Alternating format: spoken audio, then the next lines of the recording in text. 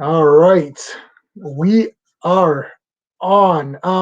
So the way this is going to work is we are going to just the three of us will give our kind of thoughts on WandaVision. Yeah. And once we're done blabbing, I'll open it up and see if anybody in chat or viewers, if they want to join in. Let me get my link ready here, just in case. All right. Okay, so we've got that ready to go. All right. So I guess we're gonna do. It'll be spoilers and all that. So we all did we watch it? We watched it, right? We watched it. Yeah, everyone's watched it. Okay, cool. Check this. I'm doing my West Coast Avengers shelf. I don't know if you can see that. So that's West Coast Avengers #1, and behind that is the first appearance of Hawkeye, and then I've got everyone from the cover of West Coast Avengers #1. I don't have a Tigra figure, but I've got a Tigra bust. And then I got Vision. So I've actually got I should keep these handy in case so I got these. Oh. So that'll go in there. Yeah. And so this will go behind as well. Nice. Cool. So that'll go in there. Yeah, the Scarlet Witch one. They're both awesome, but I really like the Scarlet Witch one. Yeah, those were on sale. So yeah, I thought let me just grab those because it's definitely worth. So I'll set them up. There's just like placeholder stuff. Sorry, it's like reverse. So there's placeholder stuff back here, but I'm gonna keep everything here. I don't, just to keep it there. And then Vision and Scarlet Witch, the two statues will kind of go next to each other in the center, and then I'll put all the figures around there. Yeah. So obviously, in order to discuss WandaVision, we're gonna have to get into spoilers because I mean, like, like you really can't talk. I mean, there's nothing to talk about. It's like WandaVision. It was great. Bye. Live stream has ended. So yeah, we gotta get into the spoilers. So I wanted to take some notes, but like I watched it this morning. Basically, I woke up at 6 a.m. and power watched it, and because I had to go to work, so I had to actually go into the office today. I couldn't. Yeah, so I'm working from home most days, but today I had to go in. So, and everyone at work, there's like a group of us now, and there's people on group chat watching it or whatever. Oh, there's my buddy Anthony. He's cool. So he's in the chat. What's going on, Anthony? Well, we're gonna get you in here for sure. We're gonna get you in here for sure. Yeah. So anyway, so yeah, I had to watch it super fast this morning. So I did get through everything. Obviously, they're not very long. They're like half an hour. Yeah. But this episode was killer. So I mean, what do you guys think? So who wants to start it off? I mean, is there anything like Sean? What did you think of this one? It was cool. I guess they're closing off all their red herrings now, one by one. There's I think 3 more episodes left because this is like a 9-episode show. I looked it up. Is it only 9? It's only 9. It's not 10 or anything. So yeah, they don't have much more to go. So at this point, looks like Wanda's behind it. It doesn't. I mean, everyone had this theory about Agnes. That looks like it might be. They might be closing the door on that now. Yeah. And all this BS about like, well, I mean, I think everyone doesn't want to think the worst of Wanda, so people will come up with these theories like, oh, like they're illusions or they're dead or something. No, they're all people that are enslaved by this thing because she expands it out and then enslaves more people. So that's something. It looks like she's doing it herself, so that's something too. She keeps claiming that she doesn't really know how it all began, but that could just be her own delusions. If there is this is the thing, like if there is a surprise villain, that seems kind of cheap to me because it's not something that's properly set up and it's something out of the blue and it just seems like a cheat. At this point, I am satisfied with her being a villain and being so traumatized by her own experiences that she's becoming a villain. I also feel like this show is not going to be resolved by the last episode. It was always supposed to tie into the next Doctor Strange, right? Mhm. So I feel like this will we'll be left with a lot of questions. The problem is that movie ain't coming out for a long time. So I feel like perhaps there'll be a lot of disappointment at the end of this show, but that's just my speculation right now. But I liked all the fun. Like I liked the new Quicksilver. I just want to note. I know Quicksilver's hair mostly by the weird mustache thing that was drawn in the front rather than just fins. But they tried, right? Yeah, he has a weird mustache thing. So upside down. I was looking forward to that rather than what they did. What they did is okay too, I guess. But they did the best they could with the hair that Evan Peters, like whatever hair they gave him. Yeah, and I like Scarlet Witch's look. It's funny because it looks. I don't know if this was on purpose. It looks less goofy than the other looks that they did for the costumes. It looks more like maybe this will be something we'll see more of.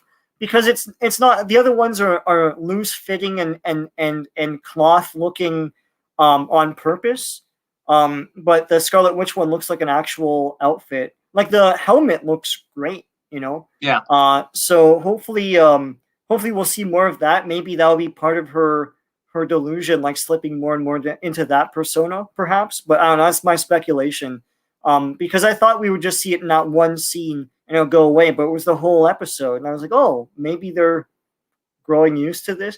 You see everyone else in their same costumes though, anyways. But yeah, it was cool, and that commercial was hilarious because it's so dark. It's like it's a lot like those fruit snack commercials of the '90s, but they kill a kid, so it's like a child dies. So yeah, a child slowly starves to death.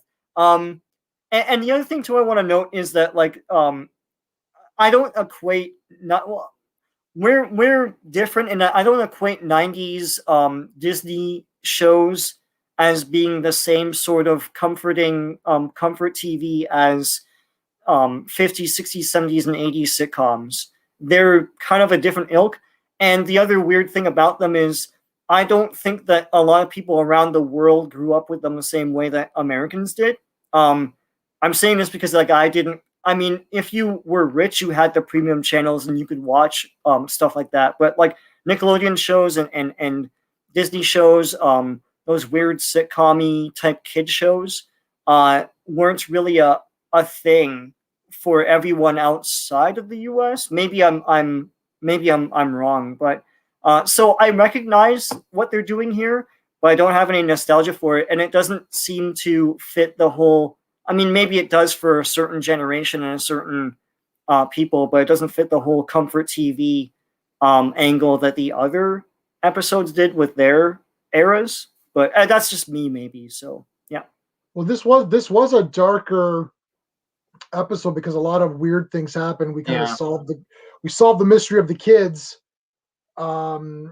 which is they're there.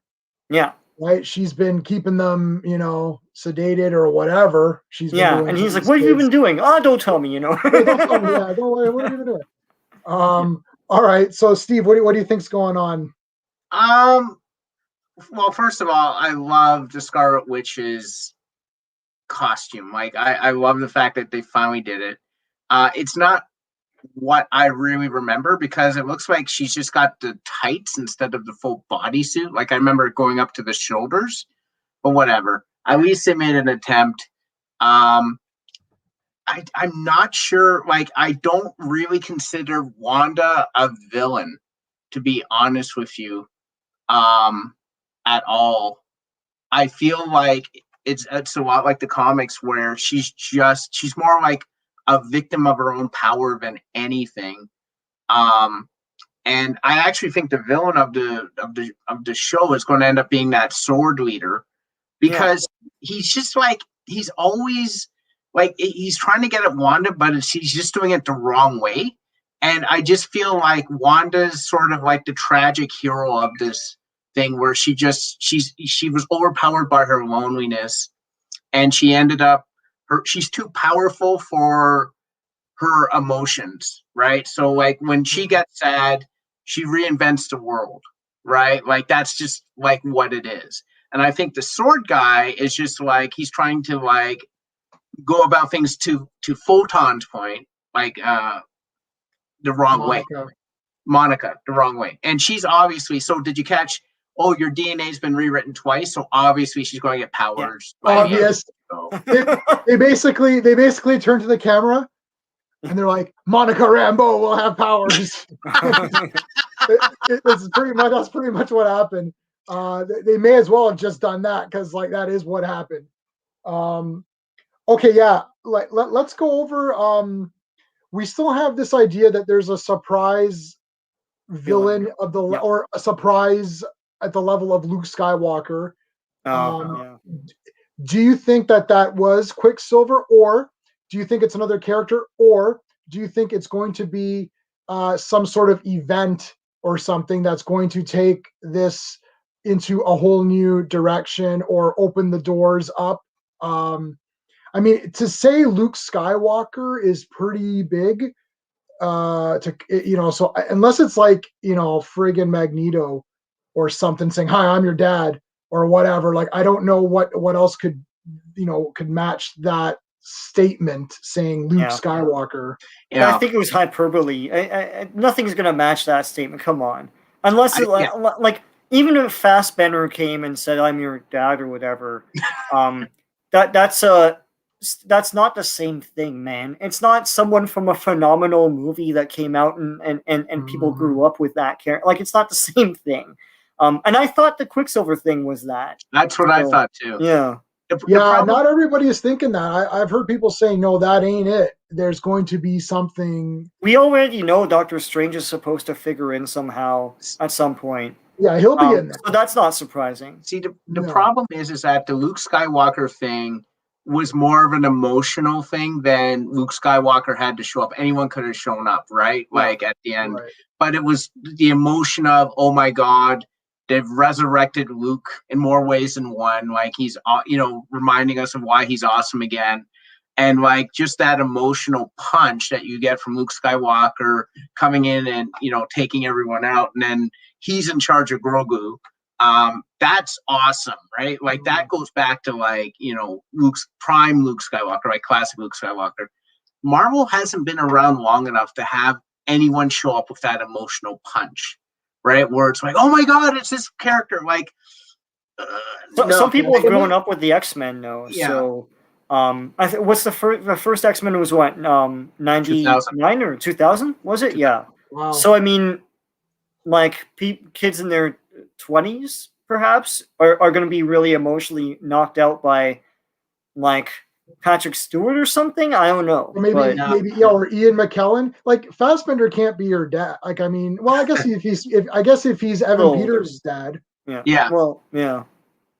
Did you catch? So everyone caught the kick ass.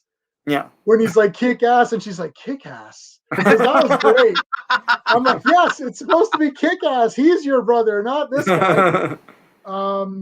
But look, Evan Peters in the Quicksilver outfit, which is right there, like the proper costume or whatever, a close facsimile. That was awesome. And and the Scarlet Witch costume for the Halloween thing, with a little bit of reworking, that could just be like the movie costume. Like they could rework that a little bit. Like she looked damn awesome. Yeah, she did. I mean, I'm like, this is exact. Like I was just pulled this is pretty much it. Yeah. Like this was it. And you're like, the boots were the shorter boots and the gloves were there. But like, I mean, that's crazy. Like you're getting like, proper Scarlet Witch. So that's awesome. I mean, I don't know. Okay. Let's talk about something that I was a little bit, shocked at, which was Quicksilver, his story before he got, brought in, which was he's like, oh, someone was shooting me, and then I got brought in. But I thought he was referencing the Marvel Quicksilver. Yeah, because that's what happened to him, and I thought maybe it's kind of merging or something like that. Right, yeah. So okay, so this one, because the last time we saw Quicksilver was Dark Phoenix. And after Phoenix took him out, he didn't really do much, right? He was just out of that movie pretty much. Was he fighting on the train or no?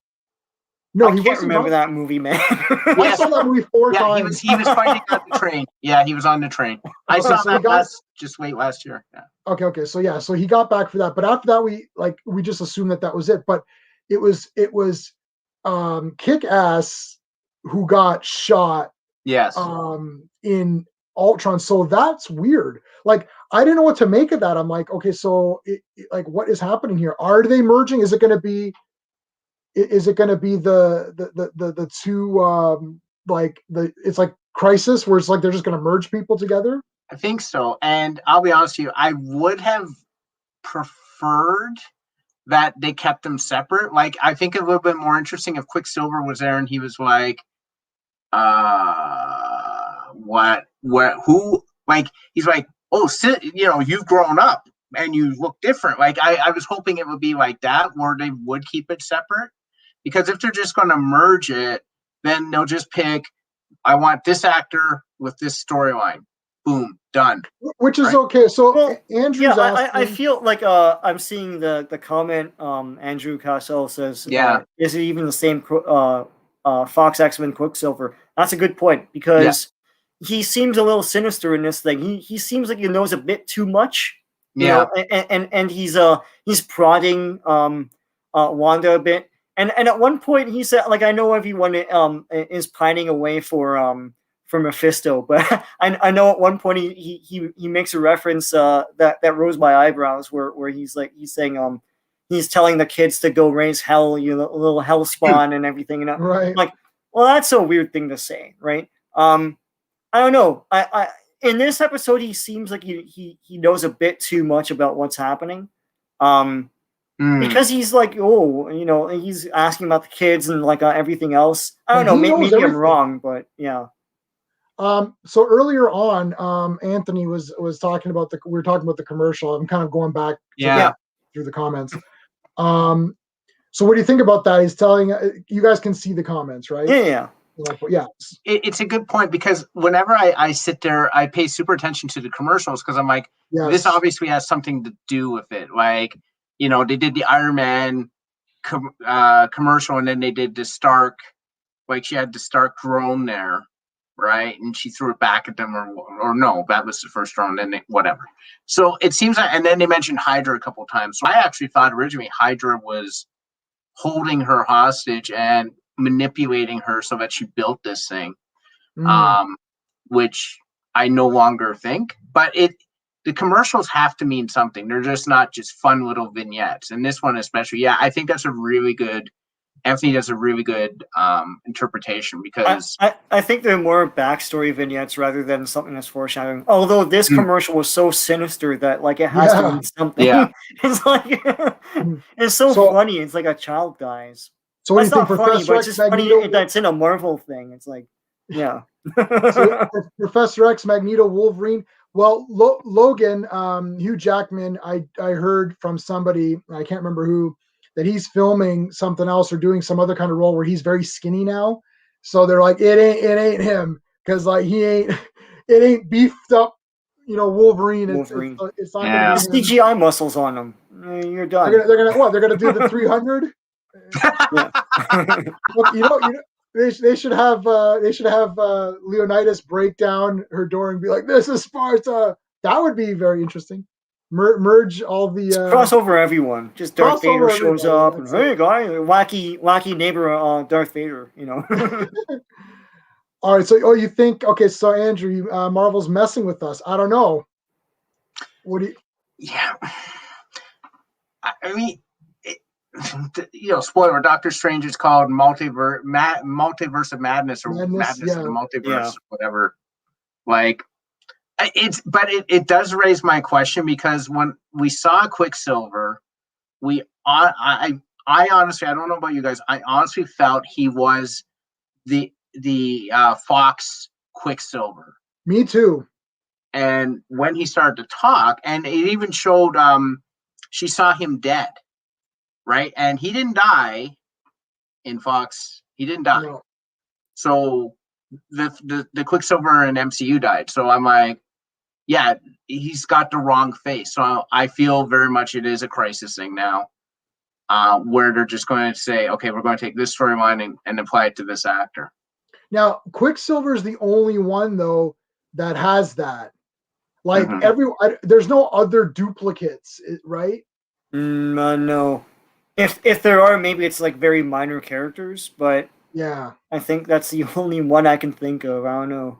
Yeah, so there are no other duplicates for this to happen. So actually, this is a very interesting thing because it just happens to be WandaVision. It just happens to be Quicksilver, who just happened to not have Wanda in. They didn't have Wanda in Fox, so now he's here. Now he hasn't said mutant, and he has all of the memories of the Aaron Taylor Johnson. Is that his name? Yes. Yes, you got it. Boom. All right. It took me like 4 live streams to figure it out. Okay. I love Kick-Ass the movie. You know what's really bad? I have the Kick-Ass movies on Blu-ray. I actually have limited edition Kick-Ass bandages that came out if you got like the graphic novel or something, or I don't know what it was, but you got it actually is Kick-Ass bandages. And I'm like, I'm scared to use them because I don't know if they're going to be worth anything. And he's in Godzilla, which I just rewatched not too long ago. Okay. Yeah. So he had the memories of the MCU Quicksilver. Let's see. Yeah, I mean, that's why he knows so much. I mean, if there's a devil or a Mephisto in this, they need to have set it up better. Because if you just go like, well, I'm Mephisto, like maybe that guy, that army guy is something to do with that. Hayward? No. Yeah. Haywood. Haywood. Yeah. Haywood. Yeah. Haywood. Yeah. Well, you know the thing is, like, he was running away from the Hex. Yeah. And I would think that Mephisto could just be like, snap his fingers and be like, yeah, that's done. Like, that ain't happening, right? Unless he didn't want to reveal himself to be Mephisto, so then he just ran away. But it seemed to be funny that he did figure out to get away from it before a lot of other people reacted. Like, he took off before everyone, if you go back and watch. Yep. I may be the only person here, but I found it weird too that they didn't show us what Kat Dennings' character turned into. Well, they will next episode. Yeah. But they Kat Dennings has said that she appears in other Marvel things. So she's not dead or anything, and she'll be rescued, I guess, somehow. Yeah. I mean, I don't know if let me try to see. I'm trying to do for some reason I can't seem to figure out how to do my screen sharing, but I think Kat Dennings might only be. I think she might be done. I don't think she was in all of the episodes, or maybe she's in one more. Do we see what happened to her? Because other people we saw, they became clowns or they just became background people. Yeah, but I think that'll be a reveal, right? They're not gonna show it right now. They just showed the other guys because they're whatever people. Like, we don't care about them. Yeah. So how did Quicksilver know Vision died? Because Quicksilver died before Vision. Yes. Right. So maybe the devil or Mephisto or whoever is kind of doing something. Is Wanda the bad guy or not? That's really the heart of the matter. And how much does Wanda know about what she's doing to everyone else? Right. That to me is what I mean. Steve, you said you don't see her as a villain, but you're a villain if you're like enslaving 30,000 people and like having them cry as they like put up their laundry or whatever that woman was doing. It's like, just you know, a ghost. It's like if you know you're doing it, then that's a problem. So here's an idea, and I'm just going to throw this out here if we're going down the Mephisto road. Yes. But Wanda did not set this up, but she's actually controlling it. Okay, so the idea is that Mephisto actually put everything up, and then he's controlling Wanda to keep everything in place. He's actually testing her powers by doing that. Okay, and I didn't know if Quicksilver, to be honest with you, was actually there, or if he was like a subconscious part of her mind that she created. But that doesn't make a lick of sense, because he would have the Aaron Taylor Johnson face. He wouldn't have the Fox face. I mean, the Evan Peters face. So I don't know. I was all cool until Evan Peters showed up, and then I became very confused. So we have to separate like what is a mystery to Wanda and what it looks like Wanda is controlling.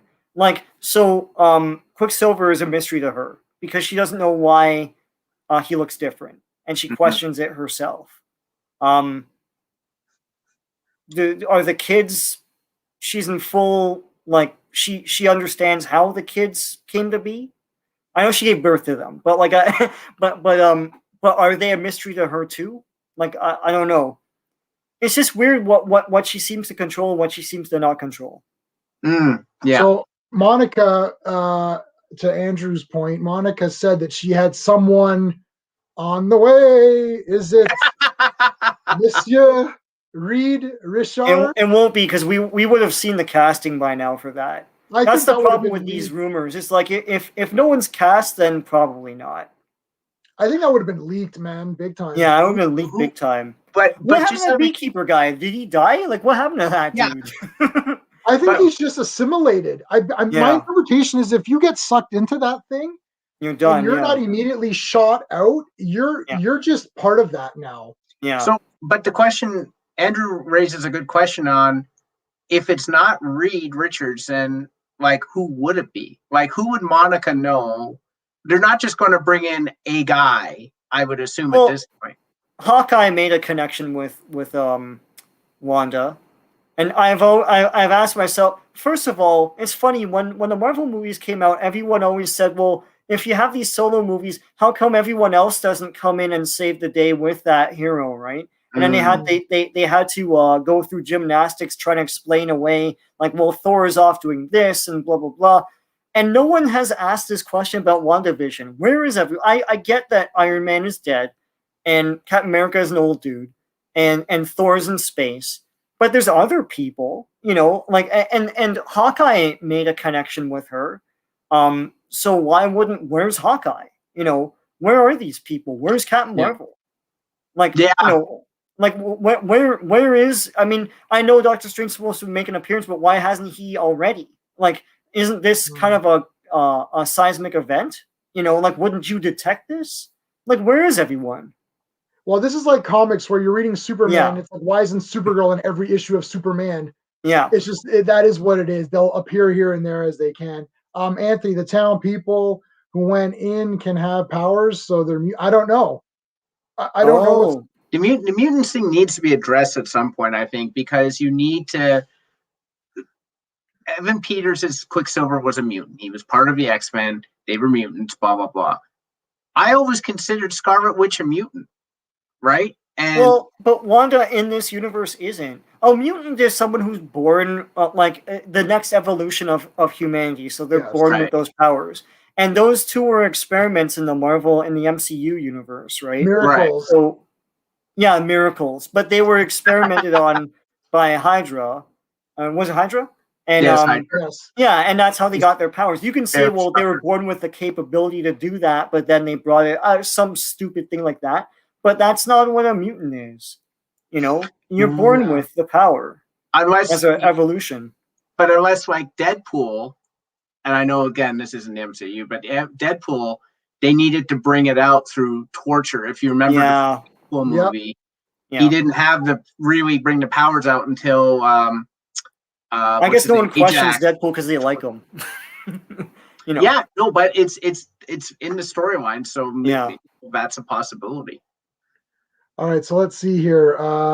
We got a few getting behind here. Okay, so maybe Aaron Taylor Johnson didn't want to come back. I don't know if they just didn't. I don't know if they didn't want him back or if he didn't want to come back. I'm not sure. It's more of a splash if you get the Fox guy. Yeah, that's true. Why is he so desperate to kill Wanda? I don't know if he is. If he's Mephisto, we know why. Then obviously he's so desperate to kill because he's Mephisto, or he doesn't want to kill her and he wants to see what her powers are. That he's your basic villain. Like, he's just your basic military villain. It's like, well, like, she's got this town hostage. You just kill her and that's it. But I mean, everyone else brings up a good point. It's like, we don't know that. Like, you don't know that. Yeah, we don't know. It's like, you kill, but if she's controlling everyone, you kill her, and wouldn't everyone else die? Like, we don't really know. Right. That's the you know what's good about the show in the writing is that they're making it like nobody's completely right, nobody's completely wrong. Like, the military guy's like, look, she's got hostages. Like, what do you want me to do? But then Monica's like, I know, but if you just shoot her, we don't know how she's controlling them. If she's all linked up and then she dies, do they all die? Like what happens? Yeah. So this is where we used to have, well, to anyone out there who's younger than us, this is how it used to be, where you had good characters arguing positions. Now it's just, most shows are just like, this is the right thing, and then who cares if there's another point of view. But I agreed with some of his points, right? It's like, well, these people are held hostage. What the hell? But Monica is making points too. So, who are you going to side with? Okay, let's see. Where are we at here?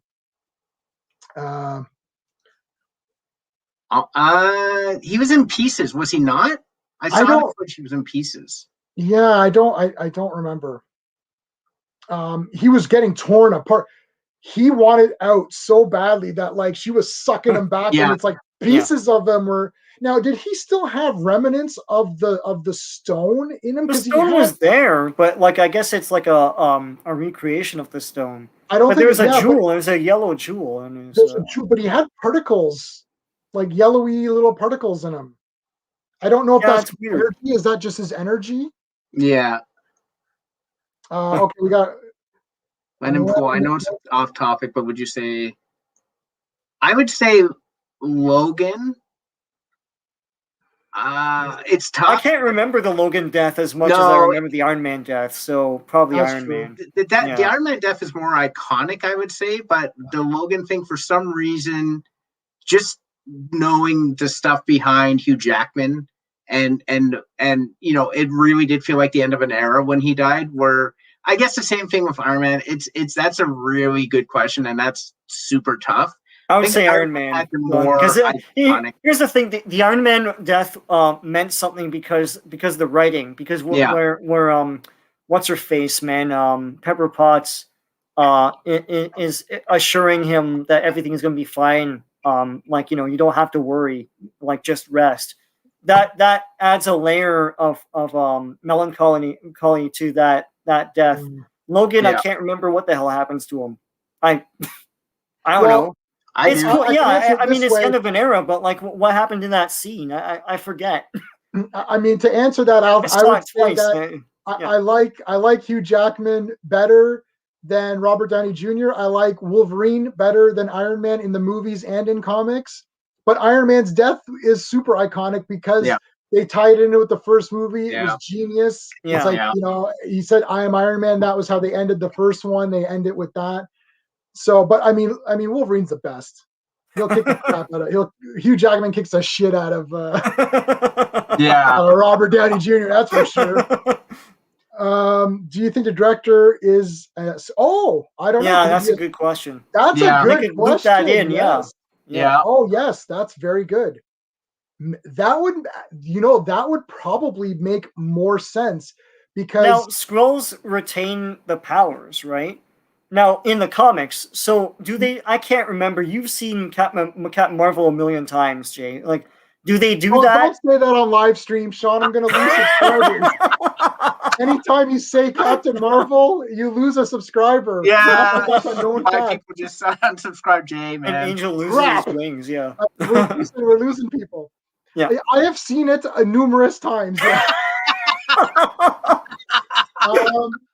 I don't remember because I kind of just half watched that movie while I play Marvel Strike Force. That's the best way to watch it, is if you're kind of like reading a comic and you're anytime there's like some fighting, that was cool, Yeah. I don't know. But if he was a Skrull, that would actually be pretty cool and kind of make sense. Because I was thinking, like, if they want to do something real dumb, it's like Wanda's a Skrull. But I don't know if you would retain those level of powers if you're a Skrull and you turn into that. That's a fail. Doctor Doom. Because Hayward won't be Doctor Doom. That's for sure. Yeah. I hope not, because I want him to get the power. I want him to just get it how he gets them in the comics. Like He won't. That won't be in there. How big is the bubble? The hex is. I don't know. We live in Toronto. Is it? Do you see it outside? I mean, this thing just kept growing and growing until Wanda said she's done. I don't know. But it's a bit of a problem that she did that, because now it's taking up more acreage, so more people will notice. you know, well, more people probably got. I mean, they show like buildings, like it's nighttime and they're probably not populated, but like that used car place, yeah. got assimilated and everything. So yeah, more places got assimilated in New Jersey. So And also, as you get closer to the borders of the hex, her influence is not as powerful, and she's not. She can't control them to do things, like they just stand around doing nothing. Yeah. Like they just Yeah. pose it, right? So she can only control a certain portion. She's not unlimited power. Why doesn't Vision remember the Avengers? Right. because he's revived from the point of death onward, like 9 days, I think, before nine days before Right. they arrived. She went in and got the body, and really, it's Vision from that point forward. So he doesn't remember. He doesn't know what Avengers are, right? Okay. Right. Okay. That makes sense. I don't know. That's what they're saying, but Yeah. So she won't. You're Lennon. Yep. It's going to be hard to control that bubble. That's guaranteed. Now that's how we'll end. Maybe like so the question is that what does the bubble ever come down by the end of the series? We got 3 episodes left. It'll have to. Or she expands it to the world, and then that's how the show ends. That'd be awesome. And then it leads into. See, the problem was this was supposed to come after that Bucky and Falcon show, right? Winter Soldier. Winter Soldier. I refuse to say that, and it's so long. Anyway, I know it's great characters that people love, but come on, man. Just say the name. What was it? Tales of Suspense? Was that where the one that had Iron Man and Captain America? Tales of Suspense? Yeah. Yeah, that's Tales of Suspense. Yeah. Tales to Astonish is Giant Man or Ant-Man. They should call it Tales of Suspense or something, you know? Anyway. But that was supposed to come first. Tales of Suspense right there, baby. Yeah. First appearance of Hawkeye, Tales of Suspense right there. Yeah, like WandaVision seems like a kind of a. I mean, we'll see how the Winter Soldier Falcon show goes, but like this seems like it should come later, and it was supposed to, because this seems like a big deal, right? It's like I don't know what Falcon and Winter Soldier are doing. They're just flying around and fighting guys.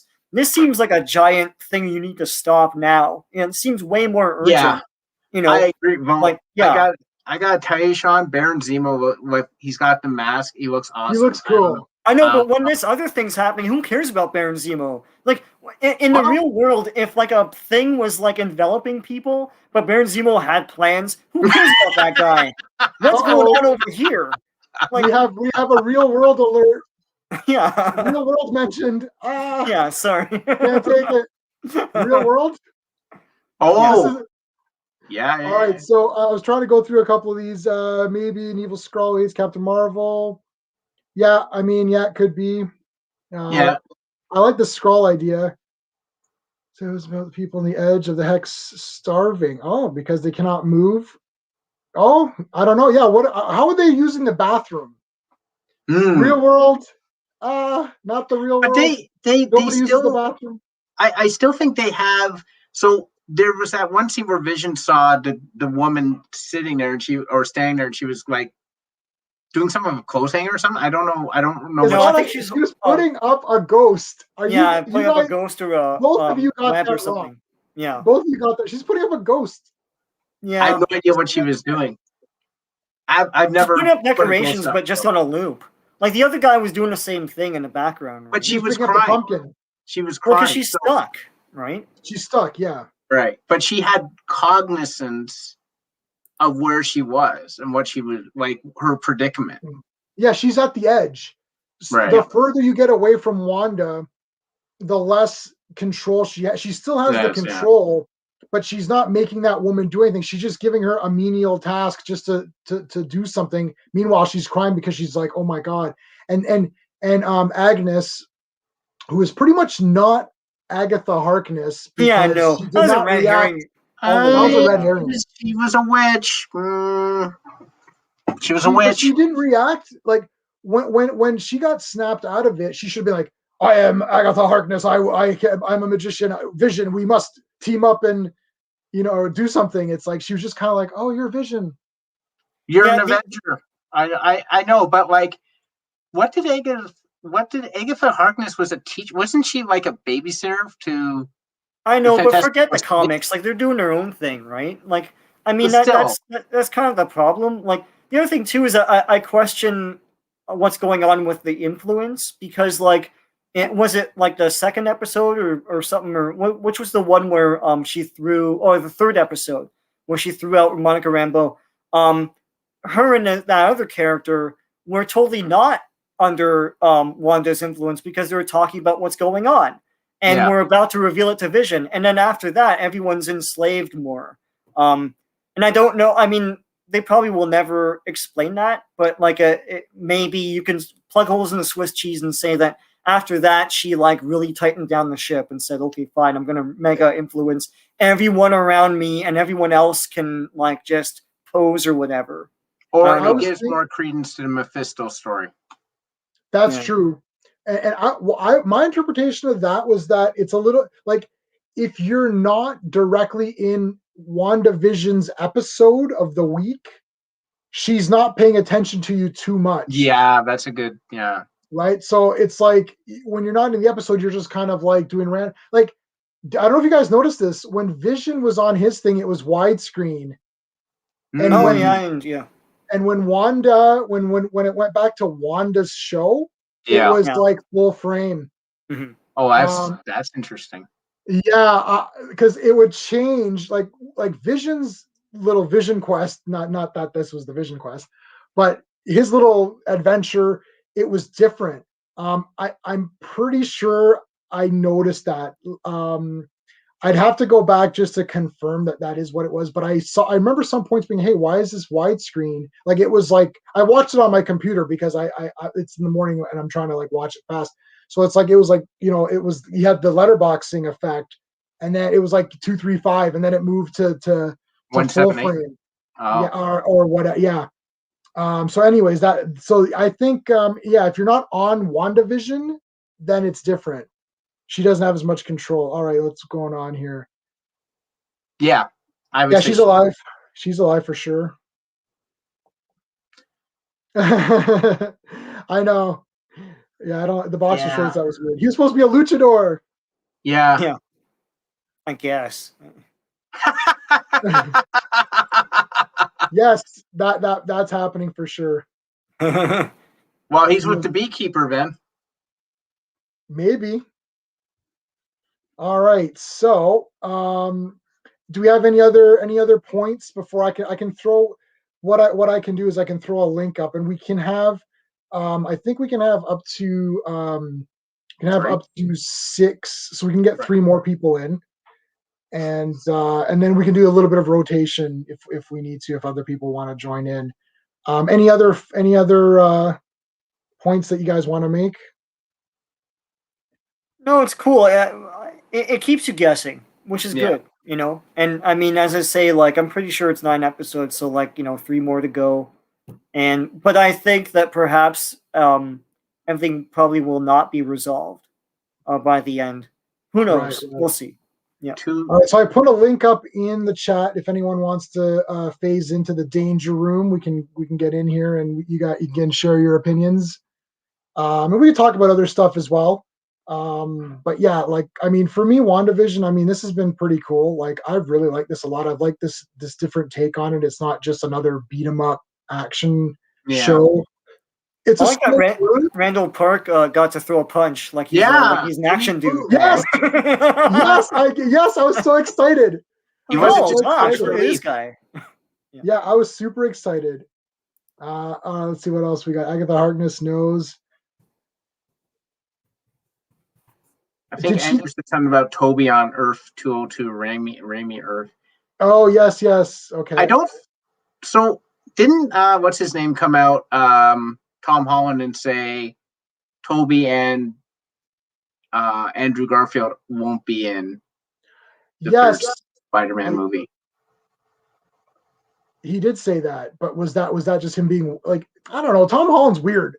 Like he'll just say random crap and then they gotta rein him in. They're like, buddy, why are you saying random shit? He gives away too much. And then he gave away the ending of Endgame. And and no one believed him. And then no, not Endgame, Infinity War. No one believed him, and of course it happened. So. Yes, I definitely want a slow motion scene with MMP. I want a slow motion episode. Yeah. The entire thing. There was a comic book, and I have it. And I'm gonna while we're talking, I can pull it up. It was Quicksilver, and it was the entire miniseries was literally him stuck in his fast state. So he was just going around and just seeing everyone in slow motion. I don't know if you remember a classic episode of Star Trek where there's those aliens who existed a slightly out of phase of time. So it's like Kirk and Spock would be like frozen, but the aliens would walk around. Or do you remember that one, Sean? I remember an episode of DuckTales like that. So I don't know. DuckTales. For Doctor Who, you remember DuckTales and not. I don't know how that happened, but yeah, I remember an episode of DuckTales just like that.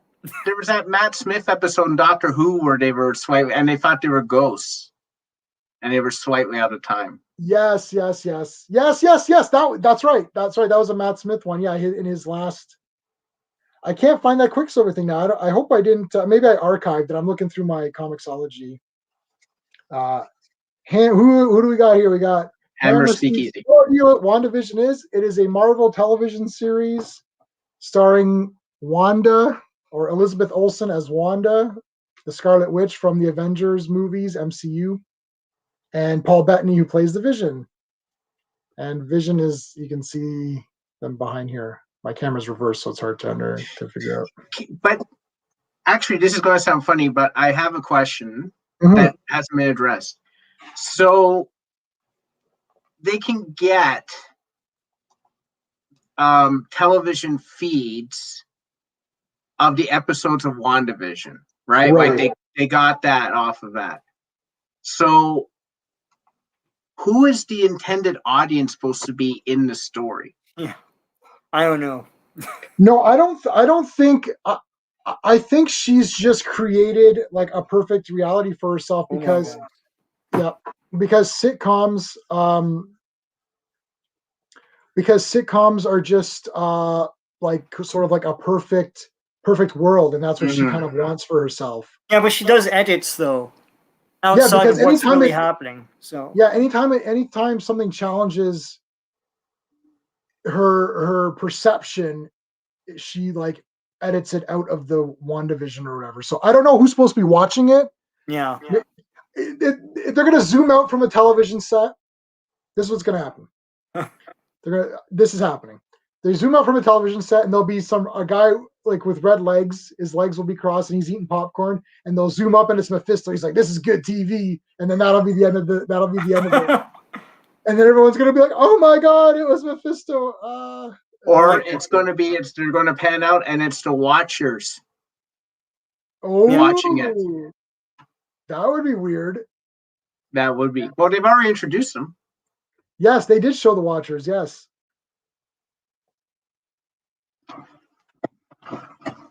So Lennon is thinking it's just going to be Doctor Strange. Yeah, I mean. Yeah. Well, Doctor Strange is happening. But that wasn't a surprise. So it's not like a Luke Skywalker level anything. No, I agree. It would have to be someone who's a shocker, right? But it's Kevin Feige. He comes and writes the scripts. He's like, becomes super meta. Yeah. Or Ryan Reynolds shows up as Deadpool, and he's like, "My God, can you believe?" He goes to he turns to the camera. He's like, "Can you believe I'm here? I'm not supposed to even be here." Right? And then he goes off like that. Or CGI Stan Lee or something. Yeah, I mean, I think was it Elizabeth Olsen who said Luke? Yeah, but Luke, right? I don't think. I think Elizabeth Olsen, and I love Elizabeth Olsen. She's the best, but I don't think she understands what that means. What that means? Yeah, exactly. Yeah. So I think that she's just. Andrew's going to pop in a second here, guys. Yeah. Andrew, what's going on? Hey, man. Hey. So I don't think that Elizabeth Olsen knows the gravity or the importance of that statement. So she's just thinking, oh, someone really cool is going to show up. That's going to make you go. Like if someone really cool is going to show up in Mandalorian, that would have been like, Bib Fortuna, who did show up. It's like, wow, that's cool. Bib Fortuna's in this. Like Luke Skywalker showing up is like, whoa, holy shit, this is awesome. So you think she was just trolling this? What's that? Do you think she was trolling this? No, I don't think intentionally she was trolling. I think she honestly didn't understand how important Luke Skywalker is to Star Wars. Yeah. And especially now because his character was really treated poorly in the sequel trilogy, although they tried to make him not as bad in Rise of Skywalker. Yeah. Yeah. I don't know. But we'll see. We'll see. I mean, someone says, let's see, like Fassbender and McAvoy. I'm calling it. You're gonna say Fassbender and McAvoy. And McAvoy, both of them? Maybe they're playing chess at the corner of. They expand the hex and then they're just playing chess. It's like Charles, why are you beating me at this game? Well, Lennon Poole just said Ellis Road from WandaVision is the same street and sign from X-Men. Really? So, see, this is why you need to talk to a lot of people. There's going to be someone out there who's going to know something that you don't know. I thought that was weird because they sort of lingered on the sign. It was like Ellis Road and like Rolling Hill. And I was like, they lingered on that. I'm like, okay, so this is obviously something. Duh. Well, they lingered on it because she had mentioned never go beyond Ellis Road. Ellis Road. So then you're seeing it there. That. Yeah. Okay. Well, I mean, it makes a story sense why they lingered on it, but also if you want to read into it, that perhaps it's saying 3 episodes from now you're going to see Fassbender or somebody. Is anyone passing out if Jim Halpert pops into I will only react in this way if he shows up and they're like, weren't you supposed to be Captain America? Then I will be like, oh my God. Yeah, you could be, or Chris Evans shows up and be like, weren't you the Human Torch? Yeah. He shows up as both characters. That would be pretty sweet. Would you guys be satisfied if it was Deadpool and he did like a Ryan Reynolds? Yeah. Ooh, if it's Ryan Reynolds Deadpool, then yeah. Yeah. that would definitely be like noteworthy. I think people would freak out if he showed up. But what would Ryan Reynolds Deadpool serve this show? It's like, I am Deadpool. It's like, okay, I don't know. Or he could be like, I don't know, he could be like, wait, I'm in the wrong universe. All right, Disney owns me now. Which universe is this? Well, I mean, if he's just like, then I gotta kill you all, like he said in Deadpool kills the Marvel universe, that would be great. They won't do that. No, they won't. I'm just going crazy now because I'm like, listen, let's just do everything. Yeah, I want everyone who's ever been in a movie to show up. I want Man-Thing to show up. Like I want Dolph Lundgren's Punisher. Yeah, I want all the Punishers. Captain America. I want Ray Stevenson, Dolph Lundgren. What's the Thomas Jane. Thomas Jane. They all show up, and John Bernthal. They all show up. They're like, we're the Punisher team Punisher. Or it could be all the Hulks, like Eric Bana, Edward Norton. Norton, everybody. Oh, what if Hulk showed up? Get Lou Ferrigno out of mothballs, and he'll show up as an old Hulk. Mark Ruffalo, or Maestro. Again, I'm trying to figure out. Get back to 70s Nicholas Hammond Spider-Man. Yeah. Oh yeah, man. Oh, that'd be great. But like, who would Monica Rambeau know who to bring? Like, this is Monica Rambeau. Who would she know? War Machine? I don't know. Hawkeye, man. You think Hawkeye? Yeah, I bring up Hawkeye only because he's the only one that befriended Wanda in the movies a few times, like in Age of Ultron and in Civil War. Like, he's the only one that made any sort of like connection to her, and maybe could shake her out of her like weird, that's a good point. Thing right now. That's a good point. Like, he doesn't have powers or anything, but he's the only one that like she trusts, right? Who's third film? All right, so third film, I guess that's Deadpool. Yeah, most of the cast returning, so everyone who sees Cable will likely recognize. Like, hey, weren't you Thanos? Yeah. Didn't he? Oh my God, it's Thanos. Kind of looked like Thanos. He called him that in the second film, didn't he? He called him Thanos in the second. Oh wait, film. I think he's like, "Pump the brake, Thanos." Yeah, Yeah. he did. He called him Thanos. Yes, he did. Yes. Yeah. So we had a little bit. I mean, we had the kick-ass comment. So that's a little Yeah, bit that of. was funny. I realized what it meant because even though they're making it seem like this is Aaron Taylor John's Quicksilver, but with Evan Peters' face. Yeah. That's basically what it is. But he has the better costume. Yeah, but I wanted it to be the Fox version, but it's starting to not seem like it. No. Yeah. And he ran differently too. Yeah. His running effects. Well, maybe they didn't use the same effects because it's a different budget. Yeah, could be, but Could be. he looked more. He didn't look like the Fox. It's just different when he runs in Fox. I find. What did you say? I don't know. Like he wanted him to wear like the battle armor with the shades. The goggles. Yeah, he didn't have. Well, All right, we're gonna bring Anthony in. Let's get Anthony in here. Oh, hey, I man. see you have a new icon, Anthony. Yeah. Hey, what's up, man? How's everybody day going? good. All night or whatever. Today, I like the Halloween episode. It was great. It was in the 90s. Great. Yeah. It was like Malcolm in the Middle. It was good. The costume was great. Yeah, it's exactly what it was. Oh my gosh. What else? The ending was fucking crazy. I'm not gonna lie. Yeah. Apparently Vision can't leave without getting torn apart. It's like, She nailed everybody. Director Haywood is alive, and the other guy, and then Monica and Jimmy Woo is alive. So that's only those people that's alive out of the whole entire town. So You mean like? Well, no. A lot of those they got turned into clowns or something. yeah, they got turned Yeah. into clowns or something. Yeah. Oh, and another thing, what you were saying Well, about the Darcy's costumes? alive. She's alive. I think she's playing like a person or something. Oh, and another thing, with the comic suits, I can understand now why MCU doesn't have them wear them because they make them look ridiculous. Yeah, That's that's just- actually. But they're Obviously. made to look ridiculous on purpose, Yeah. though, in this show. Yeah. I mean, Yeah, initially they were made to look, but like the Wanda's shorts and like- all that. like Wanda's tiara thing, and like you could retool that and make it look really cool because she didn't look that bad. Like, Yeah, no, she didn't. No, she looked like she's pretty. Yeah. I mean, like when she it comes looked to the good. other MCU actors, you can't see Jeremy Renner wearing the purple Hawkeye suit or Oh, Chris fuck, Hemsworth with that's- the wings. A purple suit look ugly in live action. And But what if they it's do- if it's King of the Conquer, then yeah, but Or Chris Hemsworth with the wings. no, I can't see a purple suit live action. But They won't generally, do- They could have done black. What I would have done with West Coast Avengers is I need Hawkeye to have his mask and I need it to be purple, or else it's Mhm. not Hawkeye to me. Like that's my tattoo is Hawkeye, right? Yeah, If it's not I see right if- there.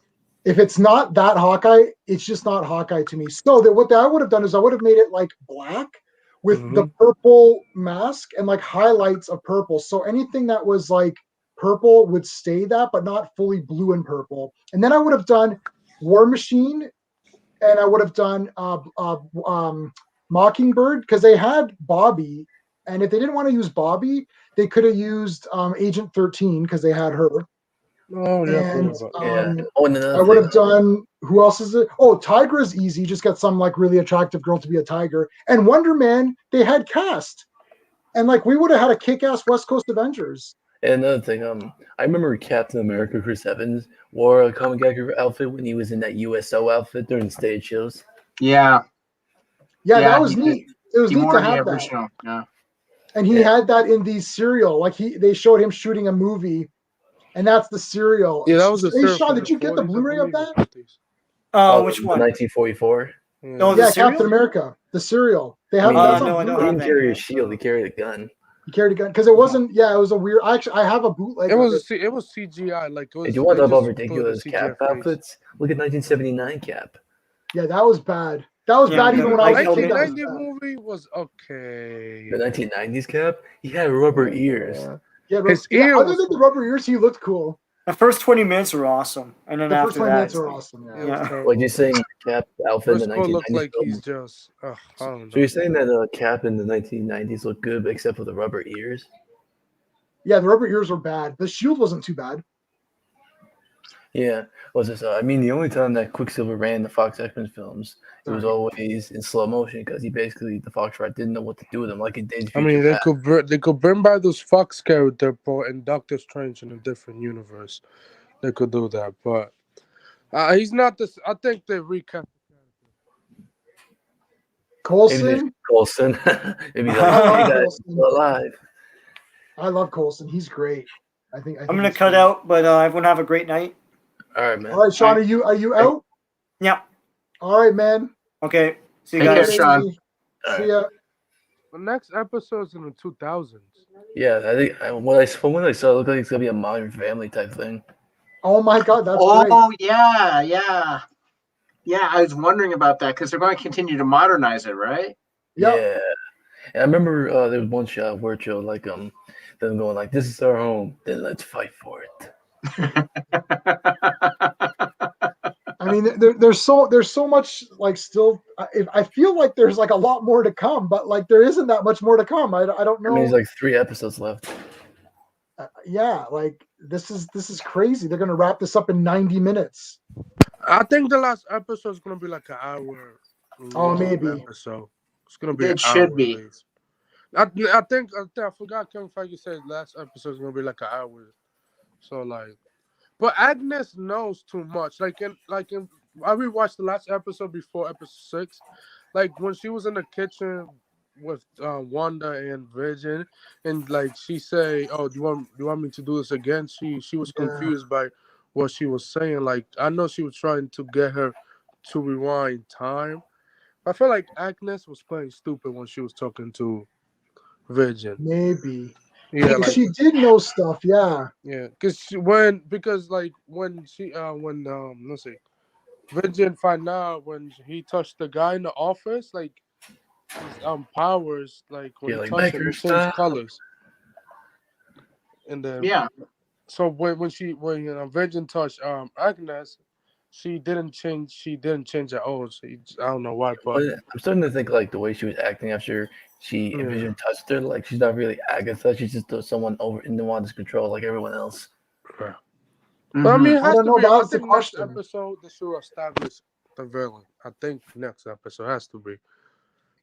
Right. They have to because we're 2/3 in, and we better know who the real villain is, right? Yeah. Let's see. Vision will act straight after dying. No, he's alive. He's alive. So here's the thing. So when he walked through the barrier, I expected him to be a corpse because he's only alive in the bubble, right? So yeah, but he was like going to pieces. Yeah, I think the bubble restored his body, so that's the reason why we didn't saw him the way he was at Endgame. Like he just got his mind stone caught off in his head. So yeah, he couldn't leave though of his own volition, right? Like when they were in the bubble, but Wanda didn't try and bring him back. Like she could propel Monica out of the bubble, but she didn't try and just get there and bring him back. She just made the bubble bigger. Yeah. So she make it. Well, it's New Jersey, so New Jersey is big. So it's probably half of New Jersey. I was thinking he was trying to get out, and it's like he's just being sucked. Like he just can't do it. Like he was walking carrying him apart. He was walking. If he was even able to get out without being torn to pieces, what would he have done? What? He would have tried to figure out what was going on, maybe fly around or find someone else. Like Hayward, the other Avengers. Hayward is a dick person. First of all, so you're gonna let him die? Like Vision was asking to help. Like that's dumb as hell. Like, I don't know. I think he might be like he's evil. He has to be. Maybe he's a squirrel, an evil squirrel, maybe, or something. Like, he's evil. Let's see. He won't be in the next episode. You can only take some people for special episodes, so I think well, the next episode in the 2000s. So that was around the first X-Men movie. So we didn't get Quicksilver, so it's a 50% chance he might be there in the episode. I was introduced Quicksilver back in the 2000s. So I wish it did, but does he get like? Does he just get expelled and no one knows what happened to him? Like no one just says anything, or is it like you can see what happened to him? You think? I mean, last time we saw him, he just got blasted away from Wanda. I mean, he didn't get hurt because he got healed fast. So like, I mean, yeah. I like how they showed the bullet wounds where he died. Quicksilver and Age of Ultron. Yeah, that was cool. That was cool. I was like, damn, they did it again, Marvel. They keep doing it. Like they did it with Tony in Far From Home when he was dead. They did it with Virgin when he was dead. They did it with Petro, which I mean, where you go, Marvel? Wolverine Origins. When was it set? Like it's I don't like. I think it was set in the 80s or 90s. I'm not sure. Yeah, I think you're right. Like it started out in like the 1800s. Yeah, because he was a kid, and then it went through like I think the Civil War, and it was the World War, and I think it ended up in the 80s or 90s. I think you're right because I think he was wandering around a while before he got into X-Men 2000. The only cool thing about that movie is the elevator scene by Ryan Reynolds. That's the only cool thing. Yeah. Like, and that's it. The movie's hot garbage. So nobody should buy that movie. I don't you know see what. Quicksilver? No, I think the last two Wolverine movies was good. Like, for sure. Yeah, they were awesome. But the origins, Jesus Christ, the budget of that movie, I don't know what happened. CGI looked terrible. You got the close looking like it's a PS2 game. I don't know if you can take anything in Origins seriously, though. I mean, if Quicksilver's in the cage, yeah, but Emma Frost was there too, and she was the sister of the girl who was with like Hugh Jackman, and then that just got dropped, and then she was just with Kevin Bacon's character Sebastian Shaw in First Class. So I think the only good movie. Yes. I just remember X-Men. The series is so just broken as far as broken. Yeah. So Dark Phoenix took place in the 90s, which that's around Captain Marvel. Like, I mean, I hate Dark Phoenix. It's a garbage movie. No lie, but like. Jesus Christ. I mean, it's not worse. I mean, Apocalypse is worse. Don't get me wrong. Oh, I like Dark Phoenix. Like Marvel went there and they were like, so we're doing the scroll for Captain Marvel. We cannot let you use the scrolls. That was the aliens and Dark Phoenix. That was going to use the scroll, and then Marvel didn't let them use them. So they didn't let them use it. Yeah, then they just changed the name to a stupid name. I forgot the name of those aliens. I think they're still in the comics, though, aren't they? I remember hearing they were in the comics too. Yeah, I think they were. But I recommend rewatch. When I first saw it, I was like, yeah, it's okay. But I rewatched it not that long ago. I watched all of them in order, like all 13 movies in order, and I gotta say, Dark Phoenix is definitely like. It connects a little bit better, I think. It's only because it connects. It's between 90s and it's between the 1990s and the first. It's like 91, 92. But like the thing is that the actors actually seem to know what they're doing in that one. Like they seem to understand why they're acting a certain way, whereas they looked lost in there. Like Apocalypse is just a dumpster fire. Why? Like, bro, the studio just interfered with that vision for whatever. Yeah, it's Apocalypse is just walking around with an entourage. I'm like, what is he doing? Like, what is his plan? And then like McNeil's just like spinning metal for like 20 minutes, and I'm like, what the hell is this? What the hell is going on? I said the only best X-Men movies is Days of Future Past, First Class, the two Logan movies, Deadpool. And what else? I would say the Wolverine is really good. Like the one in Japan is awesome. That movie was good. Yeah, the two Wolverines, the two Deadpools. Yeah, and then most of the First Class ones, and X-Men 2. X2 is good. X2 is good. Yeah. Movie go there. Let's see. Days of Future Past is definitely on top in my opinion. So like I like the time travel in Days of Future Past makes sense. But then after that they just effed up the timeline again. Like it is. Days of Future Past was only really around to fix the timelines, and it actually doesn't fix the timelines. It's a fun movie, but when you're sitting there, you're like at the end, Jean Grey and Cyclops and all these guys show up, and you're like, how does stopping the Sentinels in the 70s, which had nothing to do with the original timeline, bring back Jean and Cyclops? Like it's a little bit weird. If anything, there would have been more hatred to the mutants because Magneto literally lifts up that stadium and dumps it on the president. And I'm thinking, if I'm the president of the United States and this guy just dropped an entire building, I'd be like, we better get more Sentinels right now because we're screwed. It's like I don't understand that movies. Like, what the hell is that, to be honest? Yeah. It's really odd. Like, it's a fun movie, but like it doesn't fix things. And then Apocalypse afterwards is just like that's a the end to first the end, like Fox, like I don't know, Fox, like the Fox X-Men movies was Jesus, messed up. Like man. They're like, how are they gonna fix? How is Doctor Strange gonna go in there and go boom and fix all this? I know. I think those actors that was in the Fox movies and Dark Phoenix still got contracts because they was gonna do another X-Men movie after if Disney didn't bought them, didn't bought Fox. So like maybe they show up in Doctor Strange 2. Who knows? I think they will probably. I mean, yeah. I mean, the villain for Doctor Strange 2 is Nightmare. So and plus, Cyclops is my favorite. He was X-Men character. Like, what the? What? Oh my gosh! The only movie I liked Cyclops in was Dark Phoenix because he used his powers and he liked Jean, and he's like, he goes, if you touch her, I'll effing kill you. And I'm like, because that's his girlfriend, though.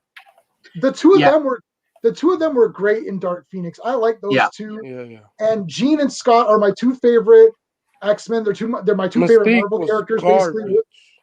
Yeah, well, that's Jennifer Lawrence. I forgot the actress name who played her. Lawrence, Jennifer Lawrence. Like she was garbage, terrible. Terrible. Mystique. Like I like the X-Men, first X-Men Mystique. Mystique, but oh my gosh, she was Rebecca Romaine. Yeah, Stamos. Yeah. Oh, and another thing, you know how McAvoy and Fassbender was supposed to be turned into Patrick Stewart and Ian McKellen? Yeah. They didn't show that because they barely aged. I know. That is crazy. Like, it starts out in the 60s and it ends in the 90s. There's four decades. And I'm like, man, they look good. Like, holy man. I'd like to see Gambit and Rogue as well. That'd be sick. Rogue might be in Captain Marvel. So I was supposed to show that McAvoy and Fassbender turned into Patrick Stewart and Ian McKellen. Tried to get them, but they didn't want to come back. I got to tell you, they had a terrible 90s because up through the 60s and 90s, they looked great. And then that 10 years in the 90s, it was awful. They aged like 40 years. So like, in Dark Phoenix, they had to be around like 30 years old. Like, what is that? Yeah, they messed up the aging. This is why you don't do prequels and in-betweeners. Prequels. Like, I mean, how is Hank, the guy who played the young Hank, turned into what's his name? Frasier. Kelsey Grammer. Yeah. He was great. He's Frasier. Like, he was great. I rewatched. I'm like, oh, this is bad. Like, they should have done 3 years. Like, they should have cut it more to like the time between the actual movies because during the 80s, I'm like, did they go into like, did they freeze them all and like what the plastic surgery? Yeah, like it was terrible. It was bad. Lennon was talking about Beast earlier. It's like, I mean, like Beast, like all the original X-Men, like and Iceman was rubbish. Like, I mean, when I was a kid, like Iceman was like, my mutant power is I love to do something with ice, and it's like what did he do? He didn't do anything. He made a couple of little sculptures and that's it. You're like, Bro, thank God. Like, thank thank That's God all Fox never did Gambit. I was like, oh my God, thank you. That movie never got made because they would have done that character dirty. Thank God. yeah. I'm his looking at the It character. difference was between. garbage. I hope they don't Yeah. bring, bro. If they bring it back in Doctor Strange 2, I'm gonna skip the part. Skip. You know, So, like, Mystique. Yeah, Mystique is a rubbish character in comics. I never cared about her. And then they made her Rita. this super important character in these movies because it was Jennifer Lawrence, which Lennon points out. It's like, Yeah. no, I'll tell you this. I'll tell you this about Marvel. What they did, what was good about Marvel, is the fact that Marvel never sacrificed characters for the actors. They Yeah. like Captain America was still the best. And it's Yeah, like for sure, definitely. and Robert Downey Jr. was the bigger star, and his movie was first, but they never made him. They always made Captain America just like awesome. Every character was an awesome character. They didn't say this person's a bigger star, so let's I make mean, them a except better for character. Captain Marvel. Except for Captain Marvel, yes. That god awful movie. That's the reason I say. That's the reason I say director. I mean, thank God the next Captain Marvel 2 Look is at the gonna be difference between directed the two. as. I full female. know. It's ridiculous. Like what happened in that 10 years? All of a sudden he became like I think they tried to get Alec McCarthy. I think he was doing the news Starks. What is the Star Strike TV show, something like that. The Picard, Captain Kirk yeah. TV show, yeah, whatever, yeah. I mean, here's the two. I mean, I can't see how the two. He would looked like him. Like, I'm not gonna lie, he looked like him. You know the problem too is that they have different colored eyes. I'm like, so Look, they could change his eye to blue easily. yeah, I mean, but they didn't. That was the problem. So the Yeah. problem is that they're like, okay, we're connecting both things. I'm like, We have a well, not very well. It's Yeah, Magneto. maybe he did have a midlife crisis. Yeah, Yeah, look at Magneto. They have Yeah, the same color eye.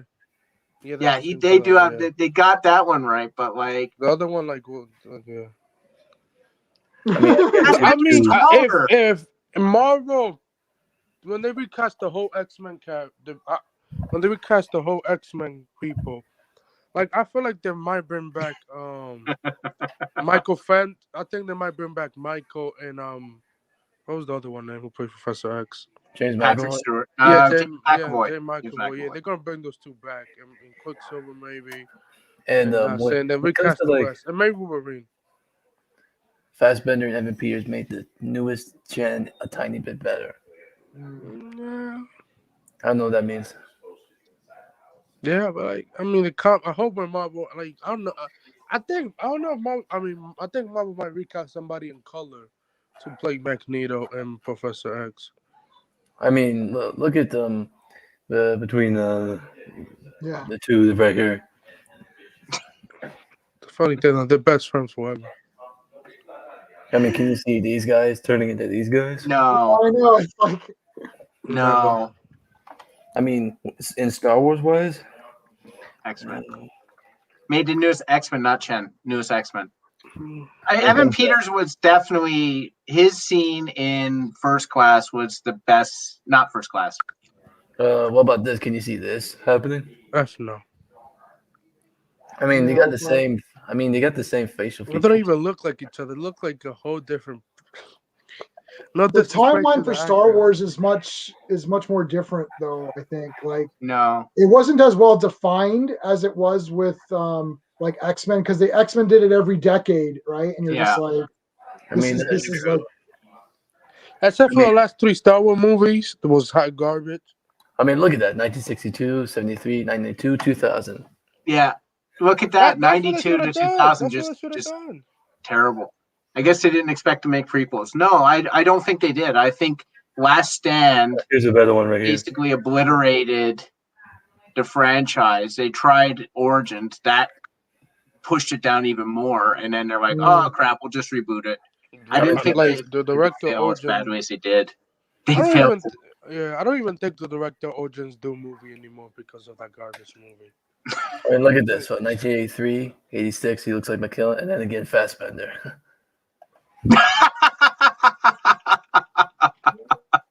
I mean, like, yeah. Yeah, It is for them too, right here. it's pretty bad when you actually put them like in a like pictures like that. That's pretty bad. I think they were thinking that, like, I Bro, think you just gotta suspend Marvel your time disbelief. travel is better than Fox. You just got to accept that that's what it is because the actors age and there's not much you can do. And I mean, But that like the CGI of Professor X and Origins. Oh yeah. my god! you ever heard of face morphing? no, It's a technology where you can take a picture and fade and morph into another one. Imagine oh taking, yeah. imagine taking Fassbender and seeing his face morph into McKellen.